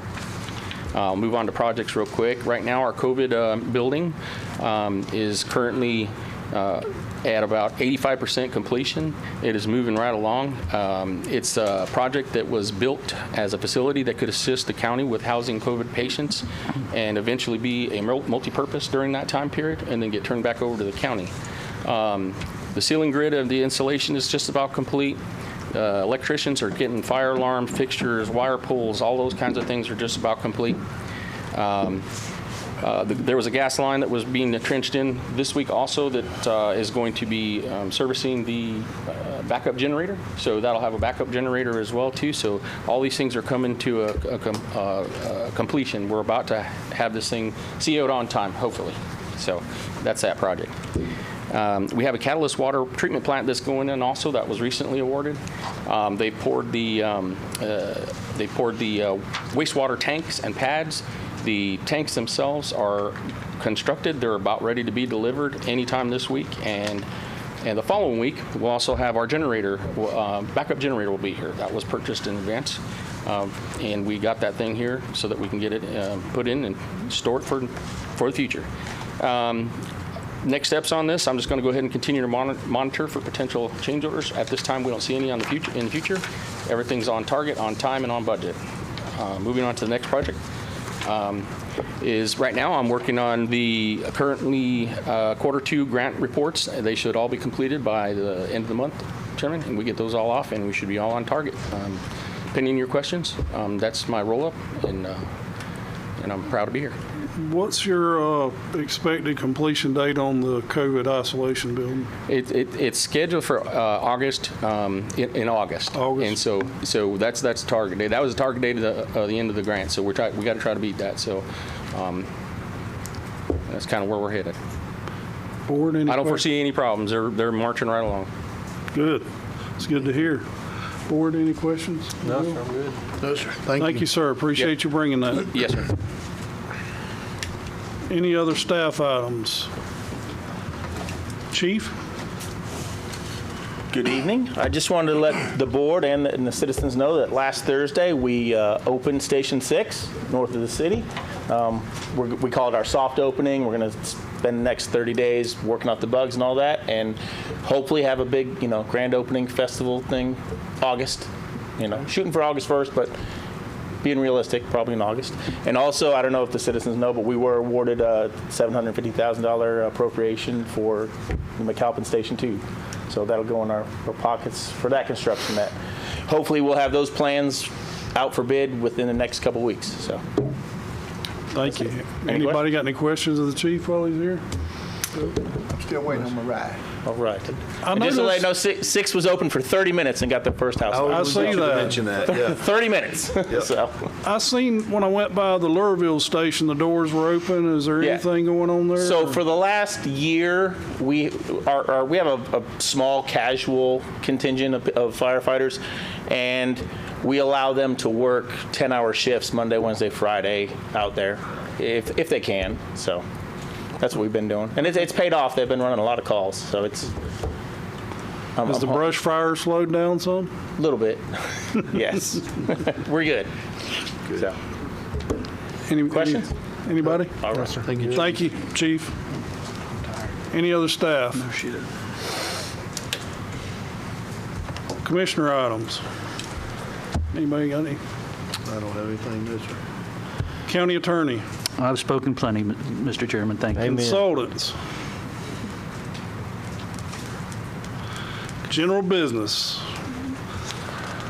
Item number 22, discuss with possible board action the naming of the COVID isolation building. Mr. Ford with the Douglas High School Alumni and Historical Association. Welcome, Mr. Ford. Good evening, Board Commissioners. My name is Robert Ford, and my resident address is 8896 135th Loop, Live Oak, Florida. Again, good evening, board members. I want to thank you for affording me this opportunity to appear before you today. I'm honored to share the story of two distinguished sons of Suwannee County whose extraordinary service, sacrifice, and historical significance merits a lasting and worthy legacy. Mr. Chairman and board members, as he said, I represent the Douglas High School Alumni and Historical Association, which is a nonprofit 501(c) that's dedicated to preserving the history and legacy of Douglas High School, the Douglas Center, and other historically black schools in Suwannee County. I stand before you also on a personal level as a retired soldier with a deep passion for ensuring that future generations do not forget the high cost of service and sacrifice for our nation's veterans. I spent my early adult years in military service, where I was blessed to serve under exceptional leaders whose character, integrity, and devotion to duty left an enduring mark on my life. Their example inspired me to cultivate those same traits, and I have dedicated my life to serving others with that same resolve. From age 17 to 43, I wore the uniform of the United States Army for 26 years. Today, as a retired military member, I'm wearing that uniform once again. In the 33 years since I retired, I've only donned this uniform with my dress blues and my spit-shine parachute boots fewer than a dozen times, and each occasion has been profoundly meaningful. And Mr. Chairman and board, today is no exception. I have intentionally not discussed my military assignments, my ranks, qualifications, and other noteworthy achievements in the military, because I don't want today's purpose to be about me. I've shared enough about my military content to establish a perspective and credibility from which I will speak on the matters that we are going to discuss today. With this perspective in mind, it is not my perspective to, with this perspective in mind, I do not want to give you any hyperbole, but just to say that the two men that we are proposing for this board is the very best of Suwannee County in America. Their lives exemplified sacrifice and devotion to country. Before I begin in substance of my presentation, I do want to acknowledge that my remarks will be somewhat longer than I initially anticipated, but not quite as long as our attorney Adam was today. However, when addressing a matter of such significance, my additional details are not incidental. They are essential to telling the story accurately and giving these two remarkable men the recognition that they have earned. Also, it is not our intention to diminish or undermine any other worthy recommendation the board may consider. Rather, we respectfully submit our proposal because we believe these two men uniquely embody the values and purpose that this public facility should represent. As you would hear, their service and sacrifice embody the value that will elevate this facility's significance and inspire our community not only today, but for future generations. We are optimistic that once you hear the powerful imagery of their sacrifice and service, you will find it hard to imagine more fitting tribute for this facility to bear their names. With that said, I will proceed with our intended purpose. Before I do, however, I would like to offer this brief disclaimer. In my remarks, the term soldier is used in a generic sense to refer to all members of the armed services, not only those who served in the Army, but Marines, sailors, airmen, Coast Guardmen, and guardians of the U.S. Space Force, the newest branch of the military. General of the Armies, five-star General Douglas MacArthur, rightly and prolifically proclaimed in 1962, and a quote that is appropriate for this moment. He said, "The soldier, above all other men, is required to practice the greatest act of religious training and sacrifice.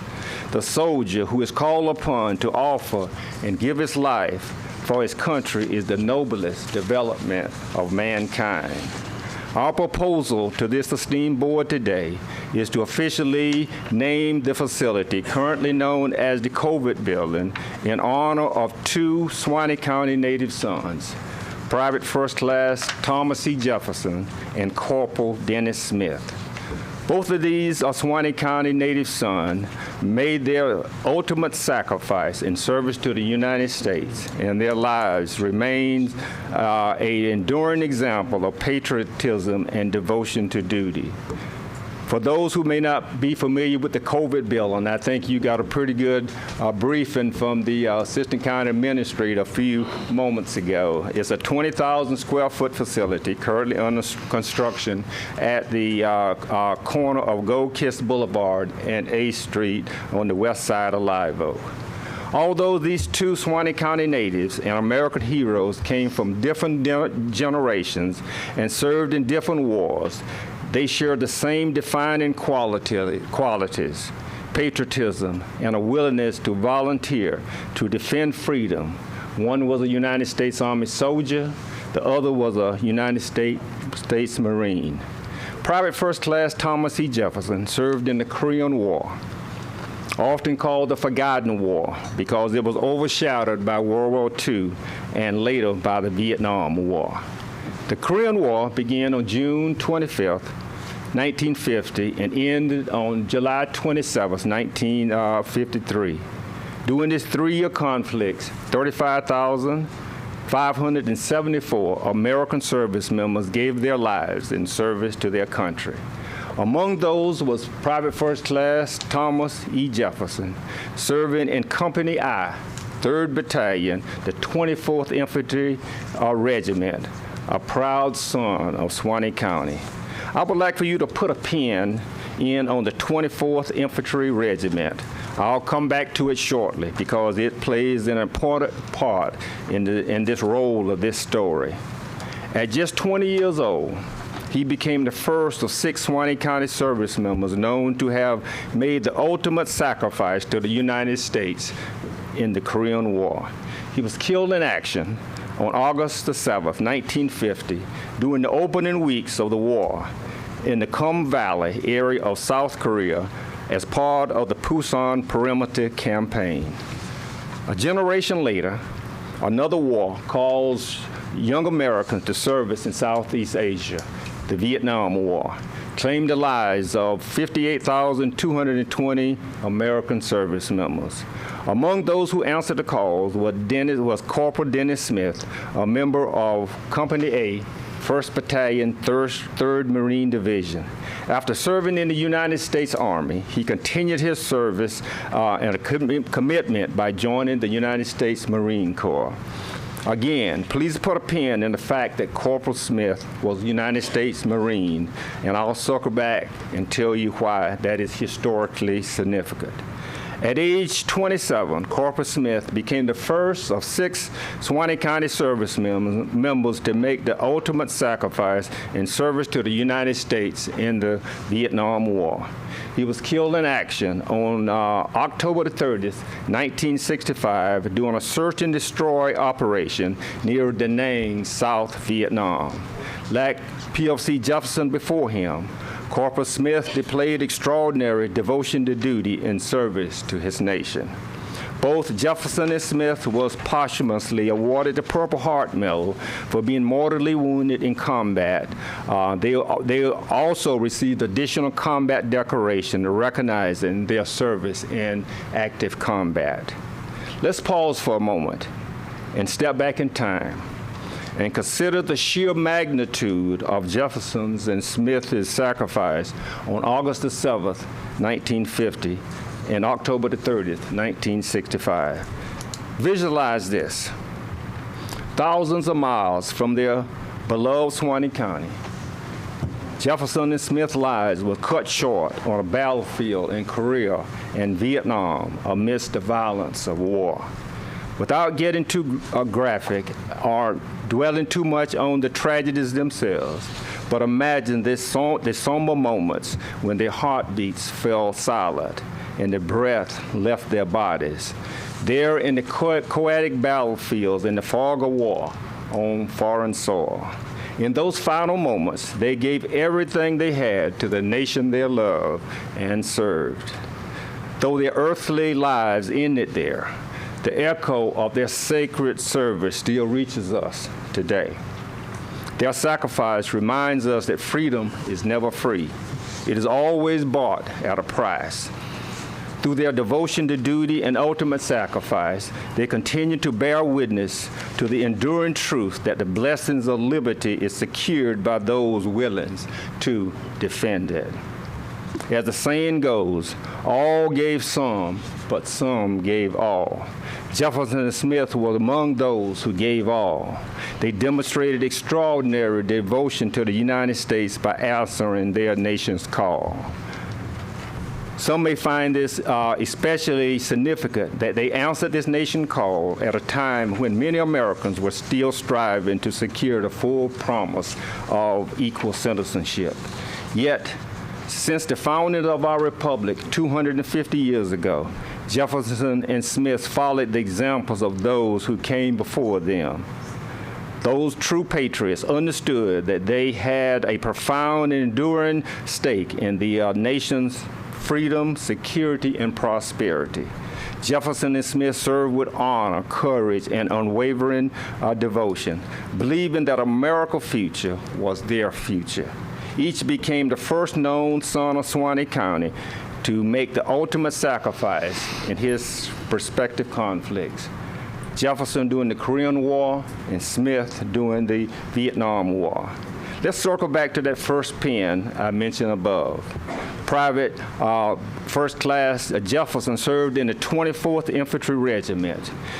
This regiment was the last of 4 of the original historic Buffalo Soldier regiments established by Congress following the American Civil War in the 1860s. As a member of the 24th Infantry Regiment, PFC Jefferson proudly carried the legacy and the honorable distinction of being a Buffalo Soldier. That fact alone places him among the revered chapters of American military history and adds yet another layer of historical significance for his sacrifice and service. Now let's address that second pen I mentioned above about Corporal Smith serving in the U.S. Marine Corps. Of the 79 service members from Suwannee County who made the ultimate sacrifice in service to our nation, Corporal Smith was the only Marine. That distinction makes his service and sacrifice uniquely significant in the military history of Suwannee County.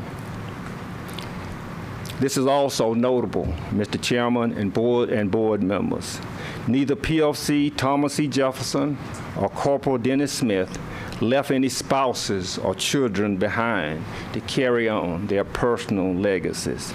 Instead, they entrusted their legacy to the nation they served and to their home community. Their sacrifice made in defense of freedom and country remains an enduring gift to future generations and a solemn reminder of the cost of liberty. We recognize that this petition holds a profound significance to our community, and we do not take this request lightly. After careful consideration, we respectfully submit the names of PFC Thomas E. Jefferson and Corporal Dennis Smith as a permanent enshrinement in the public facility known as the COVID building. This petition is based solely on their service, sacrifice, and historical significance to Suwannee County and our nation. Mr. Chairman and members of the board, history occasionally presents us with opportunities to do more than dedicate buildings. They offer us a chance to declare what a community truly values. Think about this.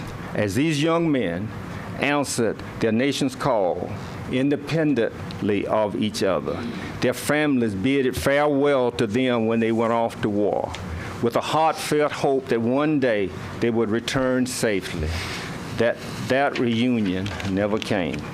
Instead, these two Suwannee County families could only welcome them home in remembrance. When PFC Jefferson and Corporal Smith made that ultimate sacrifice, they asked Suwannee County for nothing except for the privilege of serving their country. They sought no recognition. They sought no reward, and they sought no monuments, only the opportunity to serve their nation. Today, we have a solemn privilege and a responsibility to ensure their sacrifice is properly honored. Jefferson and Smith gave all they had to give. As President Abraham Lincoln described it, such a sacrifice was given their last full measure of devotion to their country. Also, as General Douglas MacArthur so eloquently observed, such sacrifice represent the very noblest development of mankind. The only legacy that Jefferson and Smith left behind was a priceless inheritance of sacrifice and unwavering love for their nation. We accept the fact that buildings will one day age. Plaques on buildings will weather and tarnish. But if this board chooses to permanently associate the names of Jefferson and Smith on this public facility, every generation entering its doors will be reminded that freedom has always come at a price, and that these two sons of Suwannee County willingly paid that price for all of us. we respectfully ask this board to ensure that Jefferson and Smith's sacrifice is never forgotten and their names be a permanent part of this community's history, which they love so dearly. In conclusion, there's a quote that says, "The measure of a community is not simply what it builds, but whom it chooses to honor." We respectfully ask that Suwannee County honor two of its most distinguished sons. Jefferson and Smith's sacrifice in service to the nation was a gift they gave to Suwannee County. And we believe this is a unique opportunity for the citizens of Suwannee County to return a worthy gift to them in remembrance and honor. Thank you, Mr. Chairman and members of the board, and I will be honored to answer any question that you may have. Well, number one, thank you for your service, and number two, good presentation. Board, any questions? Mr. Chairman. Commissioner Fleming? Mr. Ford, you look nice. Thank you, sir. I wish, because it should have began with me. As the commissioner in the district, we could have had this discussion, and it wouldn't come about this. I've had several individuals. I received calls concerning this issue tonight on the names and how it come about. I didn't have an answer.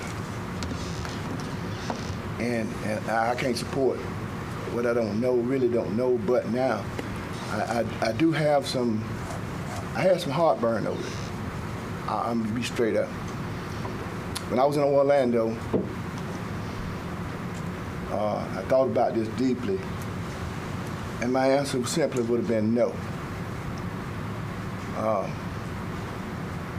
It doesn't go to the county administrator. It goes to the Board of County Commissioners. We're the ones that's making this call.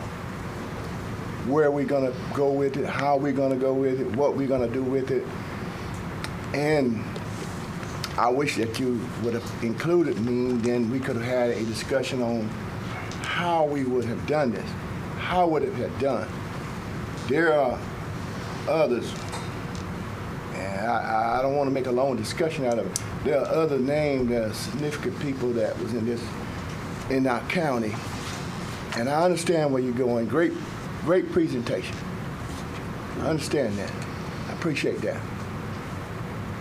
But I'm just saying that I've had a lot of grief on this board the first 12 years that I was on the board, trying to do some good things for the county as a whole. Namely, when we were trying to get things together, and it created a problem, an issue. And I mentioned that 2 times about this issue also as well. Now that it has come again, I was elected in 2010. I retired. This year, the governor appointed me, and I accepted the call. My thing is, I want to be fair with every individual in the district, in this county, and doing the right thing. I feel accountable for, decisions that I didn't be a part of, to agree with or disagree, but I wish you would have talked with me, and the Douglas alumni would have brought out this to me, with me, because I didn't know anything about it. A couple of weeks, I found out, probably 2 weeks. Matter of fact, we were down in Orlando, and I started getting calls, and last week, I don't want to be a game changer, but we got some people out there, we got some candidates out there that's vying for the position. I want those individuals to be on top of it when this come about again, that it doesn't happen like this. then it won't be a conversation. Now, Mr. Chairman, I have two parts that I am going to put a motion out there, and it lies in our hand. We also have the Douglas Center. My first part is, I don't want to be a dream killer. You made a great presentation, but please, don't allow that to happen on my watch. These candidates that's out here now, do the same. I mean, it begins with the commission. Commissioners need to hear what's going on so there won't be a dissension. So, at this point, I'm going to offer a motion tonight that we will, on the COVID center, we will allow this time that this happened. Now I want to, on my second part, Mr. Chairman, I'm offering another motion, if I'm correct. We have the Douglas Center over there, and there's a building that's going over there, and my desire that our former commissioner, Maurice Perkins, he has been forgotten. Good friend, relative. He said, well, actually this COVID center came about in 2021, somewhere up in that area, $5 million of grant money. I was still on the board. Initially got another $1 million to continue. And that's why I am adamant. I'm sort of disappointed, to be honest with you. But I won't let my feelings do what's good for this community. I appreciate what you've done, what the group has done, good things. But you gotta always remember, it begins up here on this board. It begins on this board. This board bring it to the, and that's how it gotta be. But also, I say that that Douglas Center over there, we want to bear Mr. Perkins' name on there as well. So, Mr. Chairman, I'm offering a motion that we proceed with this, and we also name that Douglas Center after Commissioner Perkins, our former commissioner. Okay. Anything else, Mr. Fleming? That's it. Y'all can say something. Any other board members have any comments? Mr. Chairman, I'll say a few words. One, I feel inferior sitting here learning about, Smith and Jefferson. I feel inferior to those two guys and the sacrifices they made. I mean, we sit up here and make policy decisions, and it might be tough, and we catch a lot of heat and spend a lot of time doing it. Kind of a damned if you do, damned if you don't a lot of times. But those guys made the ultimate sacrifice when, like you talked about, race was an issue then. And those guys still stood up, and they stood up for Americans, every single one of us, no matter what race, religion, creed you are. Those guys made the ultimate sacrifice. So I sit here feeling inferior to them and guys like them and gals like them for the sacrifice they made way back then. I mean, it's admirable is not even a strong enough adjective for that. I do understand where Commissioner Fleming's coming from. As I represent my district in 3, I kind of like I have a heads up sometimes when something's brewing or something's being talked about that's in my district amongst my constituents. I do like to know that first. Nobody likes a surprise, and I guess that's maybe where Commissioner Fleming's coming from, is maybe this is a surprise to him. I don't know. But I do understand his thoughts about that. I don't really have a problem at all naming the COVID building after Smith and, I was going to say Corporal Smith and Private First Class Jefferson, right? Yes, correct. I don't have a problem whatsoever with those guys. I always caution my peers when we get to naming fields or buildings or boat ramps. I mean, we've talked about all that kind of stuff. You're going to hurt somebody's feelings. At some point, somebody's feelings are going to get hurt or they're going to feel left out. But I don't have a problem naming the COVID Center after those two folks that obviously made a sacrifice that none of us in this room sitting here today have made. Maybe family members have, but we haven't. And then I'll speak to Commissioner Fleming's second motion, I believe, was to name the community center that's going at the Douglas Center after Commissioner Perkins. I've been very public with my thoughts about Commissioner Perkins. I thought had the utmost respect for Commissioner Perkins and what he did, and I don't have a problem with that either. I think that, he fought hard for the citizens in District 2, and his death caught, I think, all of us by surprise. So I don't have a problem with either one of those two motions. These are both, I think, both of these are in Commissioner Fleming's district. I think both of those buildings are in Commissioner Fleming's district. So, if those are his wishes, those buildings are in his district. If I would have to support him and agree with those. But I'm going to leave it. I'm not going to second that until you guys have an opportunity to speak as well. Because then if I second it, we got to go to a vote. So I'll wait and let you guys have an opportunity to speak. Mr. Chairman, if I could make a recommendation? Yes. Just in terms of technicalities as to how to handle this, because, for example, is it going to be the private first class Thomas E. Jefferson and Corporal Dennis Smith name of build?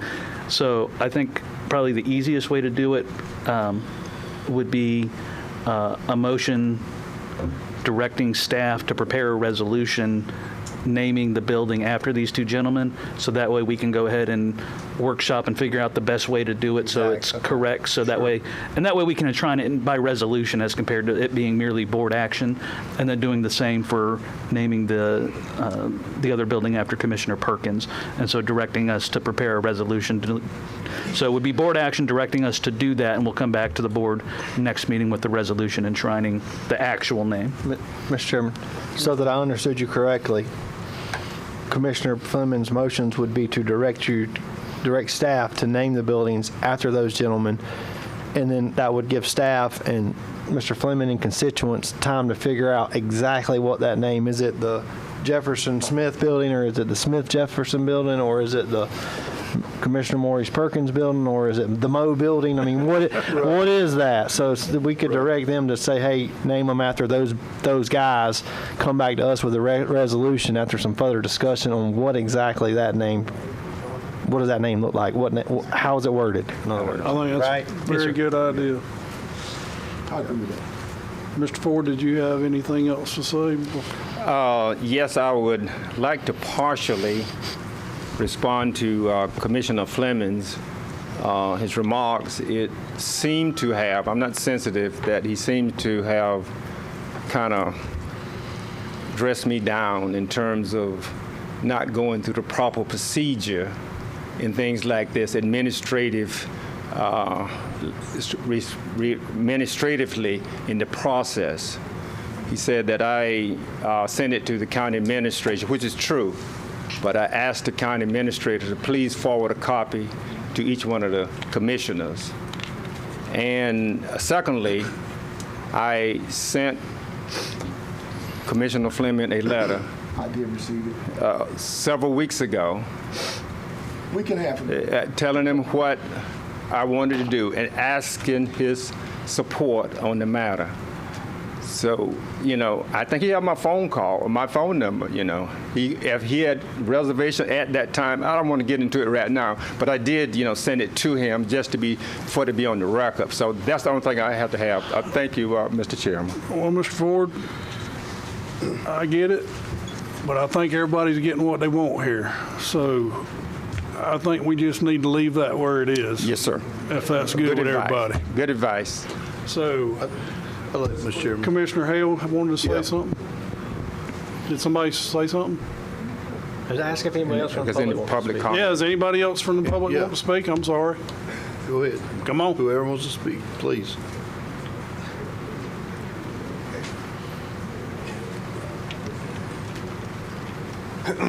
Gary Caldwell, 646 Henry Street.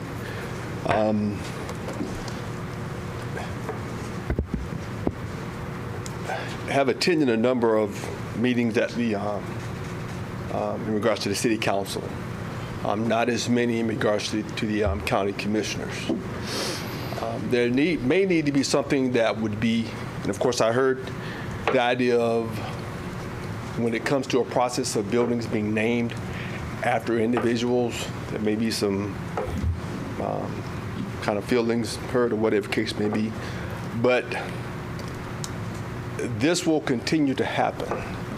So the city as well as the county may need to come up with some type of protocol of how it is done. So therefore, when you look at, say for instance, if there's 2, 3, 4, 5 names that are presented, there's some type of criteria, so to speak, that you rank all 5 or all 4, or whatever the case may be, to make a decision which one outweighs the other. This is not going to stop here. Not for the county, not for the city. So that's my point in regards to that. Brother Fleming, much respect to you, sir. But of course, I like to hear in regards to facts before I say anything about anything, because when you have all the information, then you can make comments that are appropriate. Now, of course, hearing what Brother Ford said in regards to, yes, he did speak with the city administrator first. County. But if you, city administrator first. County. County administrator, my mistake. That's fine. Thank you for the correction. County administrator, but had informed the county administrator to forward that to each of you in an email. So let me ask this, did you guys not receive that in an email? Okay, did anybody, you're shaking your head. I did not get. Anybody else not receive it? Prior to okay. that. We, so that was. we had it in a packet at the last board meeting. Okay. I wasn't at that's the where last I board meeting, so that's why I said okay, that. understood. But it was received prior to this meeting. That being one, and I think there was he mentioned that there was something that was sent to you directly, Brother Fleming, pertaining to this here in itself, prior to this meeting. So my response to that, your response to him in regards to how he handled that. You know him personally, he knows you personally. There's a conversation that you could have with him prior to it being here. It seemed to be a little personal here in regards to that.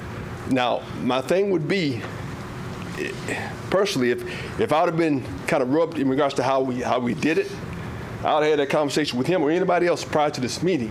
But at this meeting, I would make my decision based on his presentation, whether it be him or anybody else made that decision based on the presentation. Well, thank you. But let me, Mr. Chairman, Commissioner Fleming, to you. Yes, sir. You don't understand. Yes, sir. This has happened 3 times. Understood. Okay. I'm just with Brother Ford? I'm just setting the record straight. It comes to the commission. It doesn't go to the county administrator. The commissioner is the one that vote on it. Okay. Well, having said that, what you just said is happened 3 times. Well, then therefore, let's go back to what I said before I start making my comments. Well, we're not going to go back and forth. I'm just going to tell you straight. Right. He knows my phone number as well. Now, if that's something that I want, I'm going to call you. Right. Is that fair? That's fair. That's fair. Yeah. But my response to that would be, that is fair. He could have called you, but he didn't. Well, but that conversation, and for me personally, and there's a number of folks in here, whether it be city, county, sheriff, whatever, we've had some personal conversations about some disagreements that nobody never knew about, and that's always been my approach. And they can kind of confirm that, but bringing it here was more personal than anything. That's just my opinion. No, right. That's setting the record straight. If it happened 3 times, wait a minute. You work for the school, right? Well, I'm not here representing the school. I'm here representing Gary Caldwell. You work for the school, Brother Caldwell. Yes, sir. I've been knowing you all your life. Everybody handles things different. Well, so what needs to be done here tonight, whether it be this county, for there not to be a 4th time, there need to be is there a procedure of how it's done? Yes, there's a procedure. This is in District 2. What's the procedure? These commissioners. What's the procedure for all county? Hold it. Go ahead. It's the chairman's These commissioners, It's the chairman's one meeting. commissioner wants something done, someone gonna come to him and tell him before it comes to this board. That's what didn't happen. That's that personal. How could I put it? It ain't personal. Personal, maybe not personal, but that's the courtesy. That's courtesy. But my point is, other than courtesy, what bylaws, what statute, do you guys have a board that says it has to be done this way, Mr. Attorney? Is there saying anything saying it has to be done a particular way? There's no written rule or policy. No written rule or policy. No. So that's the courtesy. I understand the courtesy part. That's it. Yeah. Yeah.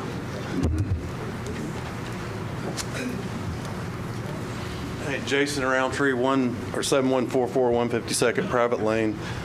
I'm only getting to know you, Mr. Ford, and man, calling you Mr. and that is difficult.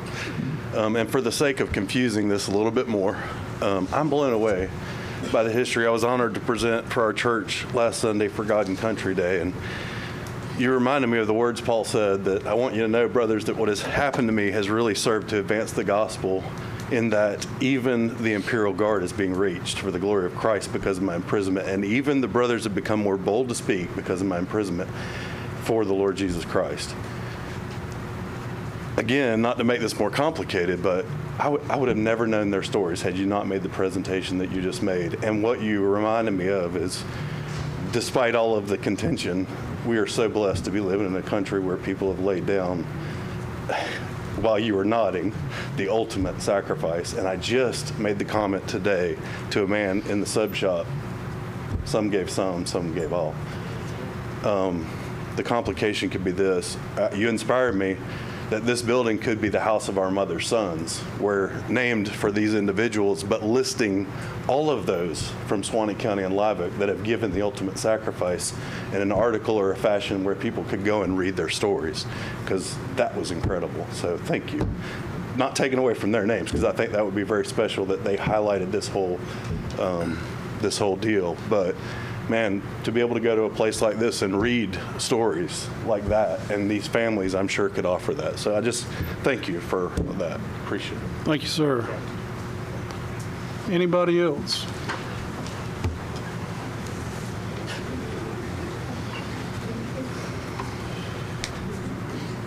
Chief, thank you for your service. Thank you for your presentation. It was outstanding as usual and eloquent. I urge the commission to bring this resolution on our citizens in this county that paid the ultimate sacrifice in defense of our country. You did a great job, sir. Thank you. Thank you, sir. Anybody else? Seeing none, Mr. Fleming, do you want to state that motion, or Mr. Attorney, will you?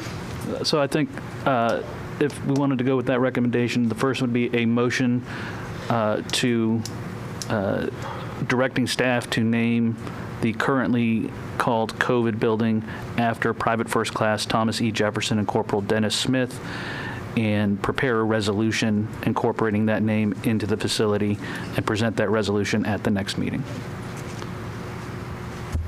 I'm good with that. Say I move. You making a motion? I made a motion. Okay. I made a motion. Second by Commissioner Land. All in favor, aye. Aye. All opposed, same sign. Motion carries 5-0. Are we also? One last thing, because we had the public speak. Yep. I'm sorry. Did you hand out a picture? Was this handed out, Mr. Ford, to the public? Was this handed out to? The only reason I wanted to hold this up because we had the opportunity to see a picture of these two gentlemen. No, it was not disseminated publicly. Yeah, and I just want to echo Commissioner Land's words. I mean, the years and times that are stamped on here may not have been the best times in America for all, but these people believed in enough to go lay down their life. Yeah. And that does mean a lot. So, thank you, Commissioner. Yep. I'm sorry, Commissioner. Yeah, you're fine. I meant to get you. You're great. and I think he was going to make a second motion What's the name of the second building? on the community center at the Douglas Center. All right. Same motion. Yeah, it would be a motion to name the new community center being built at the Douglas Center after past Commissioner Maurice Perkins, and directing staff to prepare a resolution giving that name and present that to the county commission. You make that motion as well, Mr. Clement? I do. Second. Second by Commissioner Land. All in favor, aye. Aye. All opposed, same sign. Motion carries 5-0. I love Chairman, I got one thing to add to that. Yes, sir. This is a joking thing, but can we add like a couple of rows of seating after the alias names of Commissioner Perkins? In the building or something? This is why staff is presenting it and not Commissioner Hale. Mr. Chairman. Yes, sir. I just want to offer a round of applause to Mr. Jefferson and Mr. Demas, and also Mr. Ford for presenting that and bringing that, just like Mr. Roundtree said, bringing that to our attention and to the public's attention. Thank you for that.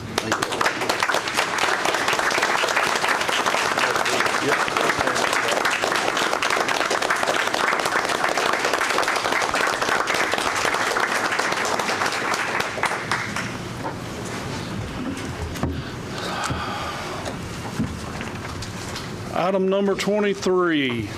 Discuss with possible board action the determination of rates for the Fire Protection Assessment Program for fiscal year 2026 and 27. Mr. Fury. Yes, sir. Oh, I know you want to say something else. Yeah. Thanks, Travis. Thanks, Commissioner Land. Thank you, Mr. Chairman, Board.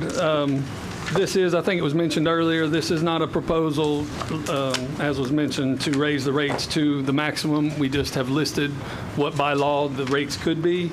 I think neither fire nor solid waste has any intention to raise the rates this year. This is a, some housekeeping. We have to do notice and give the rates to neighbors in Giblin to set at the next meeting. So this is just part of the normal process. I would maybe encourage some discussion just about the rates. If any of the board members have any questions for myself or fire or solid waste or finance, just to any of the figures, but it was mentioned before about the property taxes, and I'm not saying we preempt with any kind of raises right now, but certainly on the table for next year if the property tax amendment passes in November, we'll have to address that later. But this is not, I just want to make sure that this is not a proposal to raise the rates to the maximum tonight, just for discussion. Just for discussion. That's correct. And Mr. Chairman, I appreciate our administrator saying that, because obviously when it was in the packet, I'm sure you guys got the calls, the text and all that.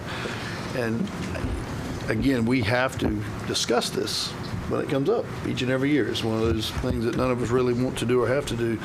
But again, just by us putting it out there doesn't say we're going to do anything.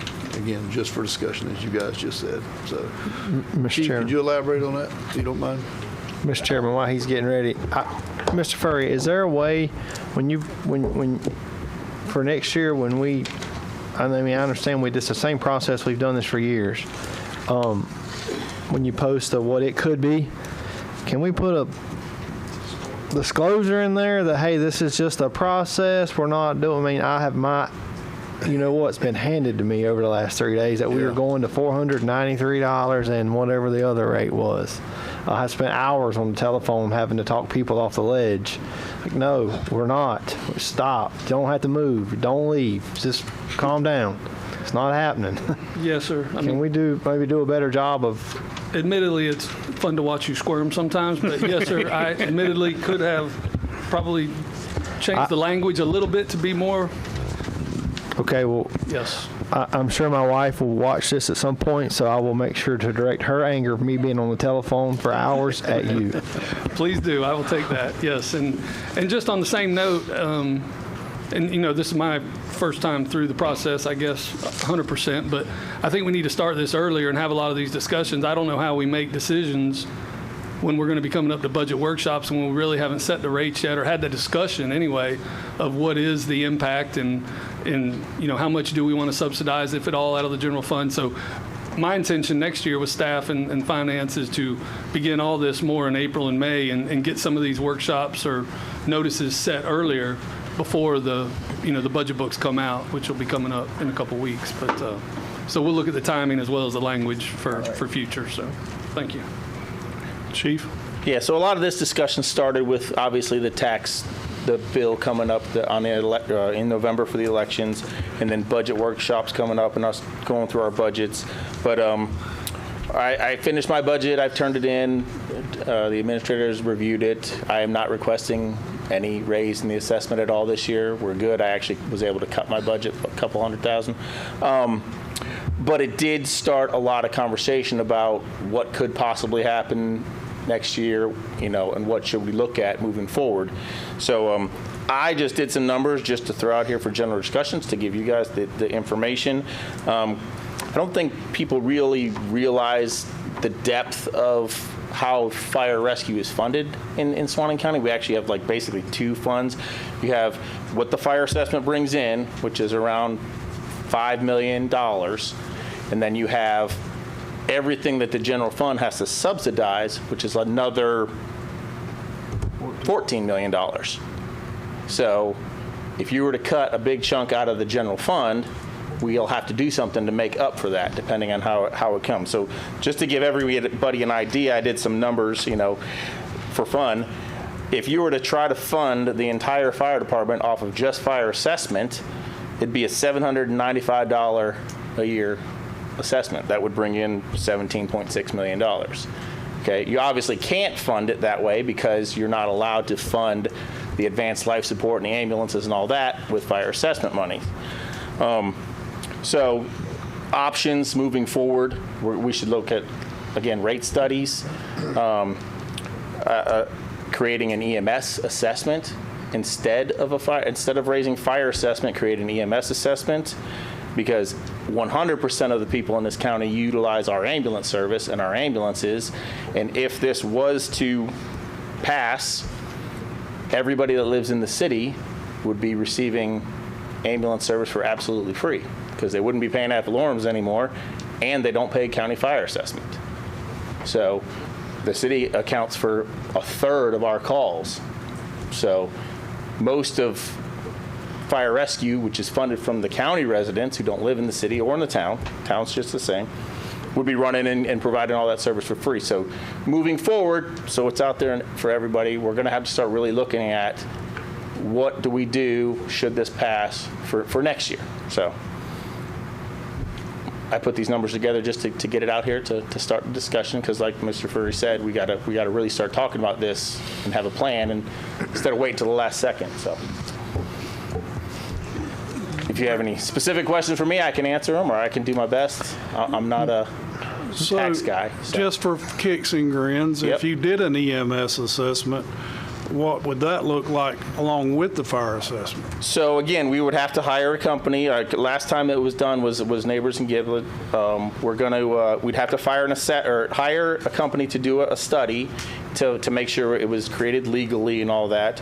But the difference in fire assessment and EMS assessment is so you can base a fire protection or fire need on like a commercial building, for example, a square foot. The bigger the building, the more firefighters. I can put a dollar value to. How do you put a dollar value to an ambulance, to a Walmart or whatever? So, briefly, doing a quick search with some other departments, it seems like it's per building costs. So it's like a house would pay the same as, I'm going to throw it out there, a Publix for ambulance services. So it would be something like that. And since I would assume, again, not the legal side, but I would assume it would be an MSBU, so a benefit unit, which would be countywide, so it would include the city, include the town.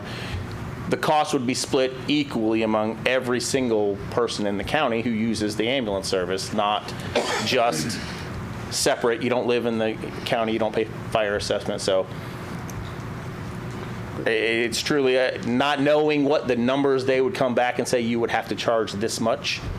I couldn't even begin to guess. So I can tell you that $149 increase in the fire assessment would bring in $3.1 million additional. So it depends on which, I've seen multiple things in the paper about these counties are going to lose this much and this much. I've seen we're between $2 million to $5 million. So again, those are the details we don't actually have. So without speculating, That's good information. So just to start, we're pursuing quotes on a company to do a study. So as soon as we get some quotes back, we'll know more on what that costs. So. And Mr. Chairman, did I understand you to say on the EMS side that the commercial and the residential rate is the same? I don't know. Oh, you don't know? I'm assuming that, I don't know how you could put a value on how can you tell how much Walmart would pay for ambulance service? I know how you could, if it was on fire, they're going to pay more. Right. So. Right. Okay. I thought I heard you say sorry. Yeah. Nope. That's why you have to hire the professionals to go through all the laws and legals to determine how you do that. Mr. Chairman. Mr. Fleming. Commissioner Fleming. Who have you made contact with in order to do those studies? Right now we're going through our bonfire, our procurement software, and we've reached out to a couple different counties that are doing it. We're seeing if we can piggyback some. I know Hernando County just did a study in 2023. Sumter County, I think, just did one in 25. So some of that, they might have piggyback clauses, so we might be able to just piggyback one. But we wouldn't have to do one for the fire because it's still within the range, or would you want to do it all? I still think we should do a new fire. The last fire was done in 2021. And again, my opinion after reading it, it wasn't the best of data. Okay. So I think now we have a lot better data, especially over the last 2 years, and it can be more accurate. Okay, so doing one to cover both then? Yeah, do one just to do an update. Gotcha. Anybody else? Mr. Chairman. Commissioner Land? I think the chief brings up some really good points. This number one is I don't think this board we should do anything based upon what might happen with the property tax thing. That's irrelevant today. Number two, we work for the people. If the people pass it, we'll figure it out. But let's not fool ourselves. I've said this before, and some twist it as fear mongering. But no, there's some tough decisions are going to have to made. You sat right there and told us that our EMS, our ambulance department is a separate budget. It has nothing to do with the fire assessment. It's $14 million. The proposal that's going to go out to the voters, and hey, it doesn't, whatever the voters choose, that's what we're going to do. That really makes no difference to me. We'll figure out how to slice the pizza. But I think the proposal says you cannot cut first responders or emergency services. That $14 million is going to have to be paid. Well, in 26 or 27, 28, the impact to Suwannee County is going to be $3.3 million less if that amendment passes. $3.3 million less than ad valorem. It's math, folks. It's math. You cannot keep the same. Can you cut corners? Can you tighten the belt? Absolutely, you can. But there's some really tough conversations that are going to have to be had to figure out where you cut $3.3 million from. Or you go to Tallahassee and you ask them to fund your shortcoming, and it'll be based on what Tallahassee tells you. Yes or no, we'll give you that money to you for that. Or no, we'll give it to you for part of that, but the rest of it, you're going to have to figure it out. So, it's a big topic. I certainly don't want to see us do an EMS assessment. I'm against that, but if this property tax thing come, it's just the pizza still got to be sliced. We're going to figure it out, but there are some tough conversations to be had. He said he's not asking for an increase on the fire assessment this year, so I'm assuming, Chief, that you would be okay if the residential rate stayed at the 151 for this year. Absolutely. So, yes. That's a good number to start at. We have to set some type of preliminary rate. If the board feels like that number needs to be 155 or something different, because we can always go down, we can never go up, right, Mr. Furry? So if that number needs to be 155 or 152, or y'all want to leave it at 151, makes no difference to me. The chief's already said he can survive on 151. Again next year. So I'm in support of that, not raising it. But again, we haven't made it through budget workshop, so we don't know what what's going to happen come August when we get to budget workshops and figure out, what's what. The chief said you cut your budget by what percent? Actually, I have it right here. Hold on. It wasn't a lot. It was a couple $100,000. But when I say I cut, it was the general fund side. Yeah, I understand that. Because the fire side kind of, it all stays over there anyway. And for the public's information, the general fund is a large portion is ad valorem. Yep. Property taxes. So I don't want us to make any decisions based on what may or may not happen in November. I mean, I'm not a panicker. Let's just stay where we're at and see what happens and try to do the best we can for the people that we represent with today's numbers. And we'll worry about that later if it passes or not. That's my 2 cents. Anybody else? Nope. Appreciate the information. Are we taking action on this tonight, or just?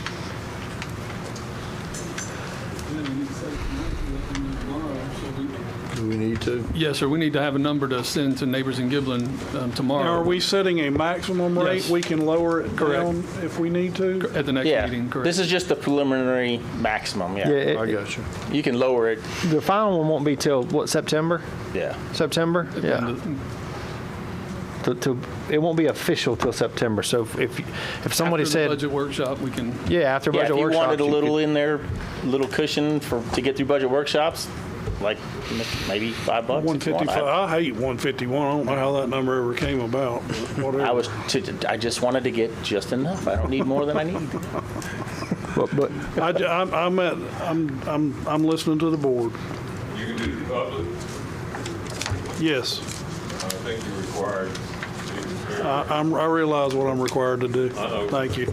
We'll talk later. Still Moses Klepper.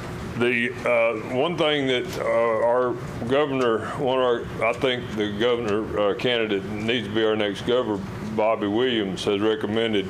He knows that this thing, surely the public's going to pass this Amendment 3. I mean, unless we get more and more lobbying against it to try to make us feel like we're bad people for trying to do that. I personally, real quick, I don't want to make this about me, but I offered to pay Ricky Gamble 15 years when I came to this county, and you can verify it through Ricky Gamble, my property taxes, because I want to live in a fantasy world of owning my home.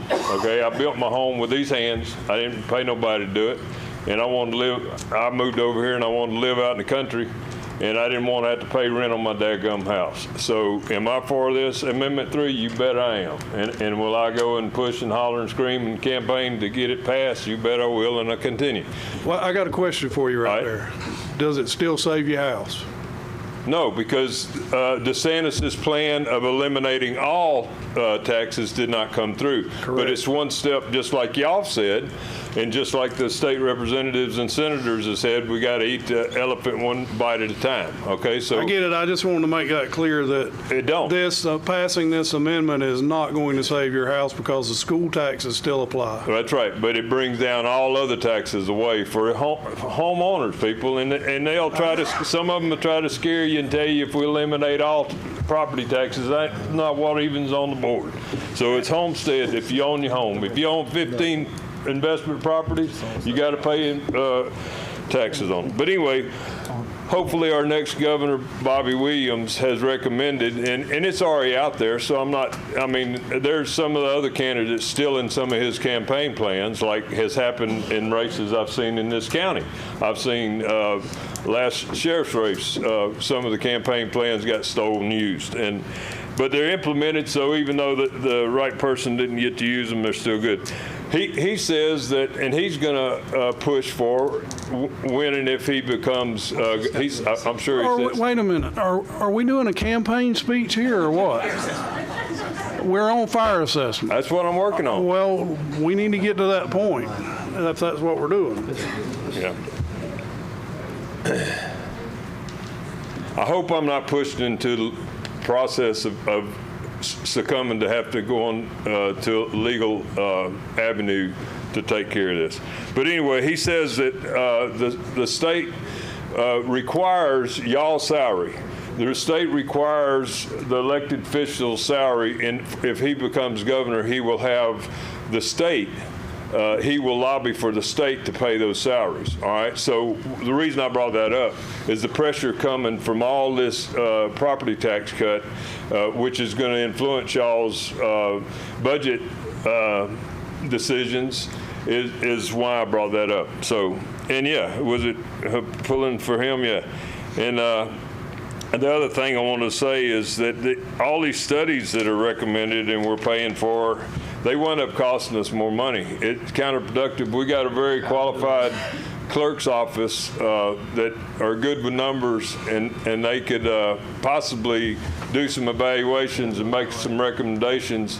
And I've not seen them screw up on nothing yet. So that's it. Thank you, sir. And I'm not trying to be pushy there, but it just sounded like a campaign speech. And we're discussing fire, and now we're fixing to discuss garbage. If we can just keep it to those items, that's great. It was very good. Well, no, it wasn't. Wayne Hanica, 11883 93rd Road. I'm going to stay on the fire assessment. The chief said something that I've been asking and have not gotten a real good answer for a long time, that the city does not pay. Maybe look and see how many council members are here before they start throwing dots at them. They do not pay for EMS or fire. Correct. So the only thing they pay is ad valorem in a roundabout way. Since we get money from ad valorem for the EMS side, we get a little bit of money for that. right. So if they stopped paying ad valorem, So I guess my question is, why do we not ask the city to pay their share? That's a great question. I'm looking at all these county people, so we're paying for them to have, I know they have no EMS, so we have to provide it for them. But why are they not paying some kind of portion for that? Or why are they not paying some kind of, I know every house fire that happens in the city, the county responds to. So that's a cost. It's just something to look at, a cost that the county could alleviate, or at least help a little bit. You know, I've always wondered why that never happened, why the EMS is free for the city, basically. Thank you, Mr. Hanica. Thank you. Thank you, Mr. Hanica. Don't kill me next time. Anybody else? I want to echo something he was talking about.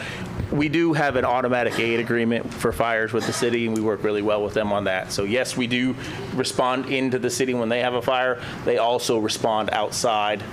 So it's not really free. We trade, basically. EMS is completely different, though. So, and we're about to, and I'm hoping to start a new talks with them with a new automatic aid agreement, and hopefully we can expand some of that to make it more more beneficial, balanced, if you will. Balanced. So, Yeah. I like that. Balanced. Yep. Anything else? Anything else? Anybody else? Seeing none, what's the pleasure of the board? Mr. Chairman, I make a motion we set the tentative preliminary rate at $155 for residential. Motion by Commissioner Land. Second. Second by Commissioner Hale. All in favor, aye. Aye. All opposed, same sign. Motion carries 5-0. Preliminary rate for fire set at $155. Preliminary. Preliminary, I said. Say it again. I did. Preliminary. Not permanent. Oh, start with the P. Yeah. Let me get to the right page here, fellas. Item number 24, discuss with possible board action the determination of rates for the solid waste assessment program for fiscal year 26-27. Mr. Furry. Yes, sir. Same scenario as what I said before. That's the maximum. Ms. Flanagan's here and can answer any questions if you have, but I don't believe she has any intentions of raising the solid waste assessment at this time either. If you want to have a similar conversation, we're welcome to do that. Mr. Chairman. Commissioner Land. So on solid waste, Mr. Furry, doesn't the board kick in $500,000 out of the general, $500,000? We did last year. It's been more than that. It's been maybe a little less than that, but it's always been around $500,000 out of general. That's correct. To keep that assessment down, to subsidize that department with general fund so that that assessment doesn't have to basically self-fund with an assessment, right? That is correct. Okay. So guys, it's one of these tough discussion items. If this thing passes, I'll fear-monger again, as I've been accused of doing, but if that 500 goes away, you got a tough decision to make. That may or may not happen, so let's just forget I said that. Well, but she's okay at 250. So, I say that because I bring that point up because I think Mr. Fleming was here, Commissioner Hale was here, White was here. Whenever we had to go on solid waste from 150 to I think it was 230 to 225 or something. Yeah, I mean the Coliseum was packed, and that was very painful for everybody. And to your point, Commissioner Land, some of that was of none of our doings, but our contract doubled. Yeah, on where we contract. We don't, and I'm going to address this. I see this all over Facebook. It's screenshotted, it's texted to me. I'm not a big surfer reader. That's the only one I could even have an account for. I don't even have any other social media stuff. But I see this Columbia County folks have their own landfill. They have their own landfill. They have a place to take their garbage. They put out the bid their door-to-door pickup. So I hear constituents calling me all the time saying, how come they can get their garbage picked up at their door and they can't? Because they have a landfill. We can pick it up at our doors too, but that rate is going to get significantly higher because we're paying Waste Management to haul our garbage in Suwannee County to Folkestone, Georgia, to their Chester Iron landfill. So we're paying freight, my soda cans, Commissioner Fleming's beer cans. I'm kidding. He don't drink. It was a joke.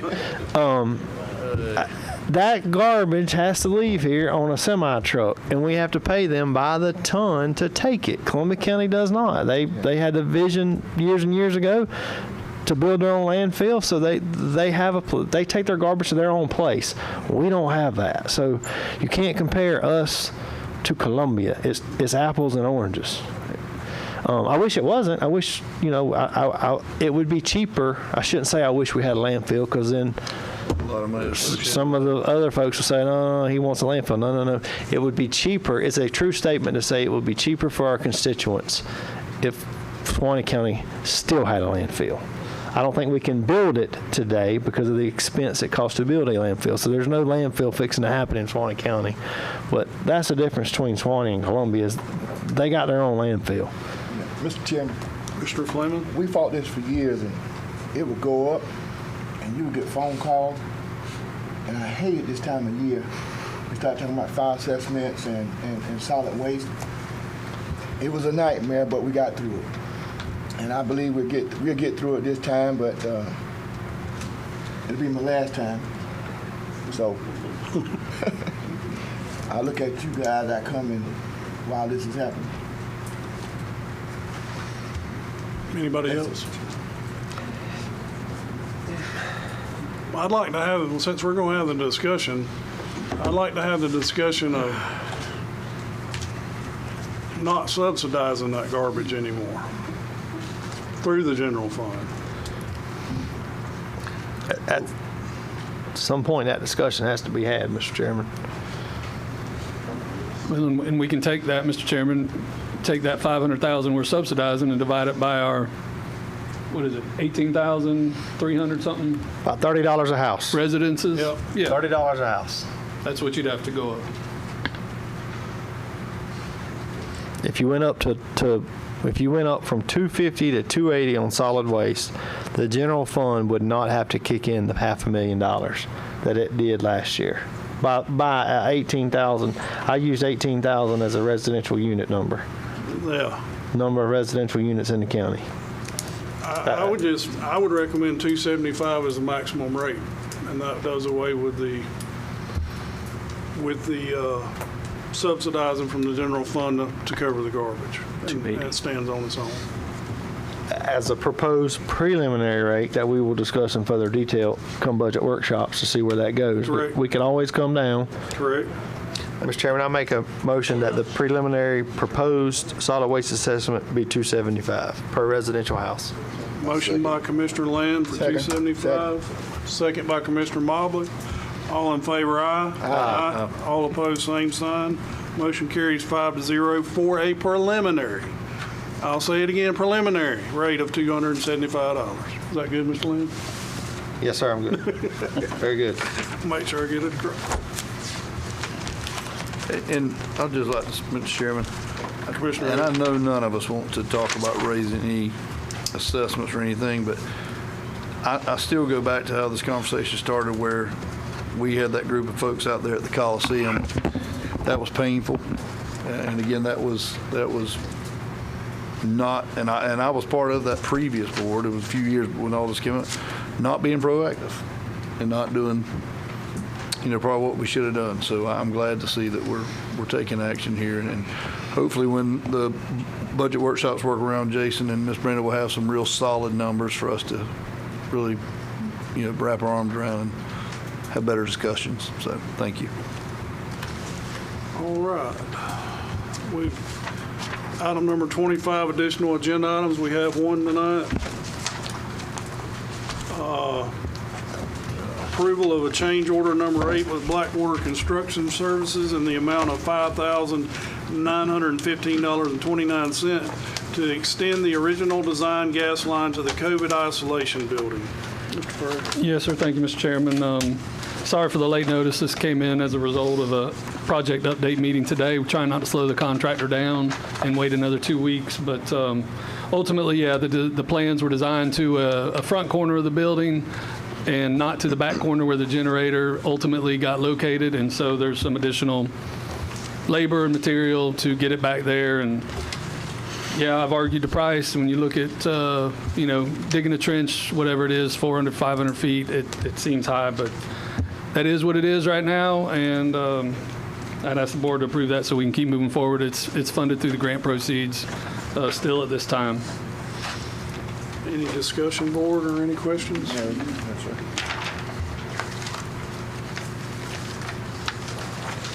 I don't have anything. Seeing none, do I have a motion? Mr. Chairman, offer motion. Motion by Commissioner Fleming, second by Commissioner Mobley. All in favor, aye. Aye. All opposed, same sign. Motion carries 5-0. Administrator's comments. Thank you, Mr. Chairman. I will just mention, too, while we're talking about change orders, I know y'all don't like to hear that, and we kept them down, or at least low. I know it says number 8. But the big one will be coming. Ultimately, I think I mentioned it before, but out there on that property, just like in most of Suwannee County, there's a lot of clay, and there was a lot of unsuitable soils out there. So in lieu of tying our trucks and staff up and trying to haul it out of there and haul material back in, we're paying for somebody to do that, and we will be bringing a rather large change order for that at the next time. We're trying to figure out, we still have some monies left in the grant, and we're going to ask Commerce if they have some additional money as well before we start getting into contingency or something. And anyway, just wanted to throw that out there so you're aware and give you a couple weeks to prepare to flog me next meeting. But moving on, as far as my comments, I don't have a whole lot. We've been here, put these back on. 3 hours. We've been here a while. Mentioned the budget and the audit and stuff. I want to thank the finance department and their staff for working with us and working with me through this process. We anticipate getting those books to you guys after the next meeting in July. We should be able to finish putting those together and get them to y'all for review. Was going to remind you and the public as well that Monday the 13th, next Monday the 13th, I believe at 9:30 here in this building will be the water utility board meeting, or not a board meeting, I'm sorry, it'll be a workshop to discuss, I think, budget and their budget and their ask to the county. So if you want to be there for that, and then the following Monday the 20th will be their regular scheduled meeting with the utility. Had some good conversations with our bond attorneys the last couple days and getting a financial advisor on board to help.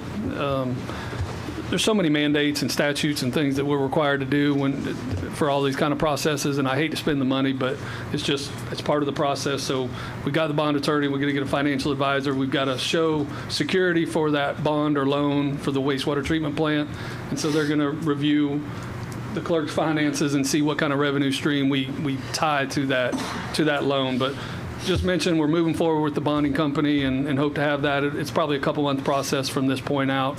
and have that wrapped up before the end of the budget year and get that money to bridge that gap for the wastewater treatment plant. You originally committed the reserves for that to award, but moving forward with that. I was reminded, Chief, thank you for reminding me, the fire did get a $750,000 appropriation for the McAlpin Station, as well as the county received a $5 million appropriation toward the emergency shelter, the regional shelter out there at the interstate.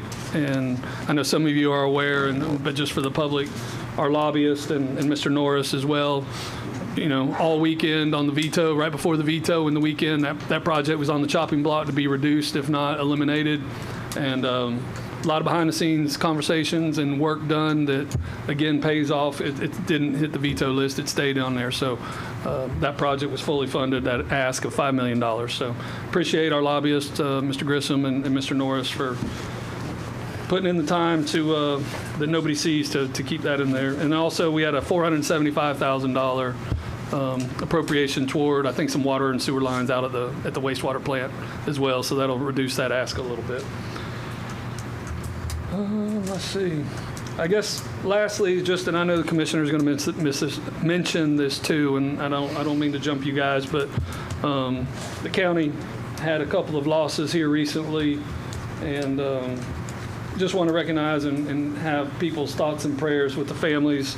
First, we missed this at the last meeting, I apologize, but LT in Public Works and Leon Fields in Solid Waste. It's Leon's mother and it's LT's sister, but she had passed a couple weeks ago, and I think I failed to recognize that last meeting. So wanted to mention that. Our prayers are with that family, and then of course John Buddha and his family and the Bass family. This last week he had lost his wife in a tragic accident. So sorry, just want to recognize them and ask you guys to pray for the families and be with them for this next little bit of time as they go through this. So John worked at the Parks and Rec.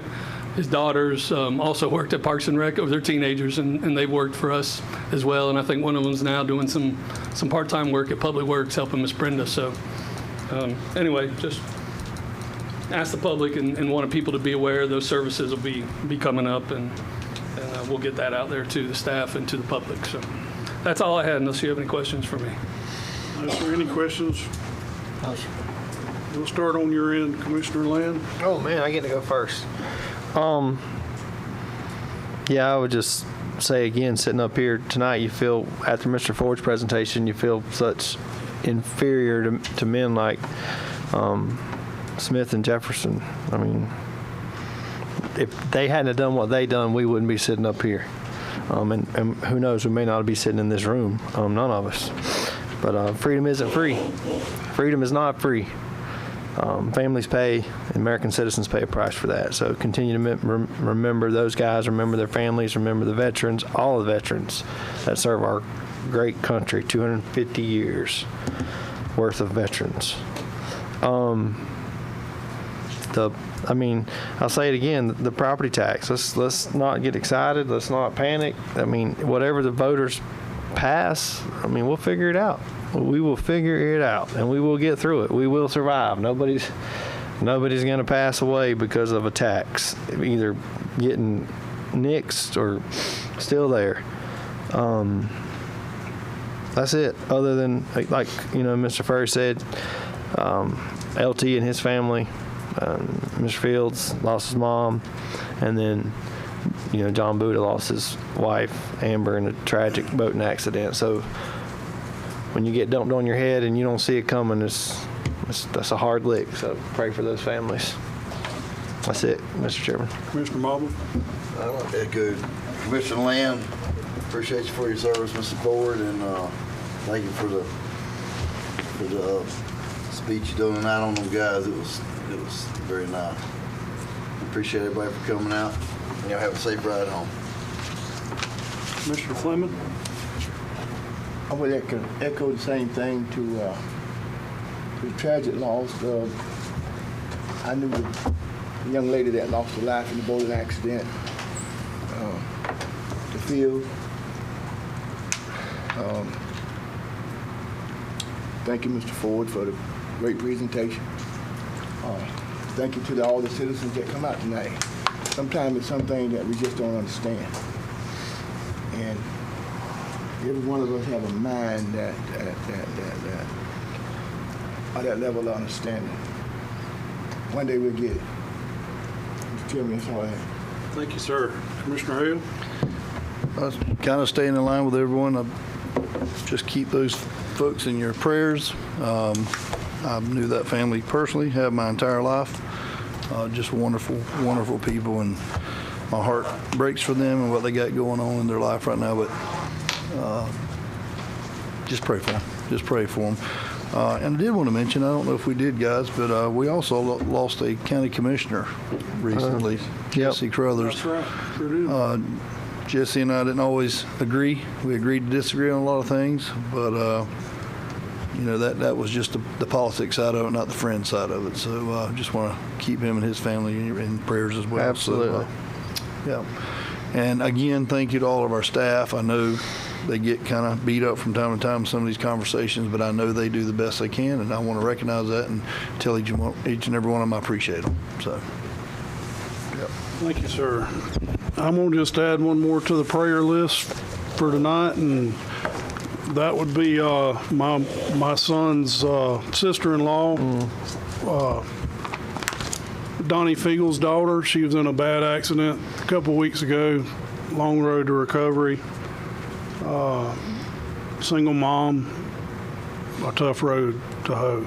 So just keep them in your prayers as well. And we've been here long enough. That's all I got. Appreciate everybody. Thank you. And I just need a motion to adjourn. To adjourn. Second. That's right. Hey, God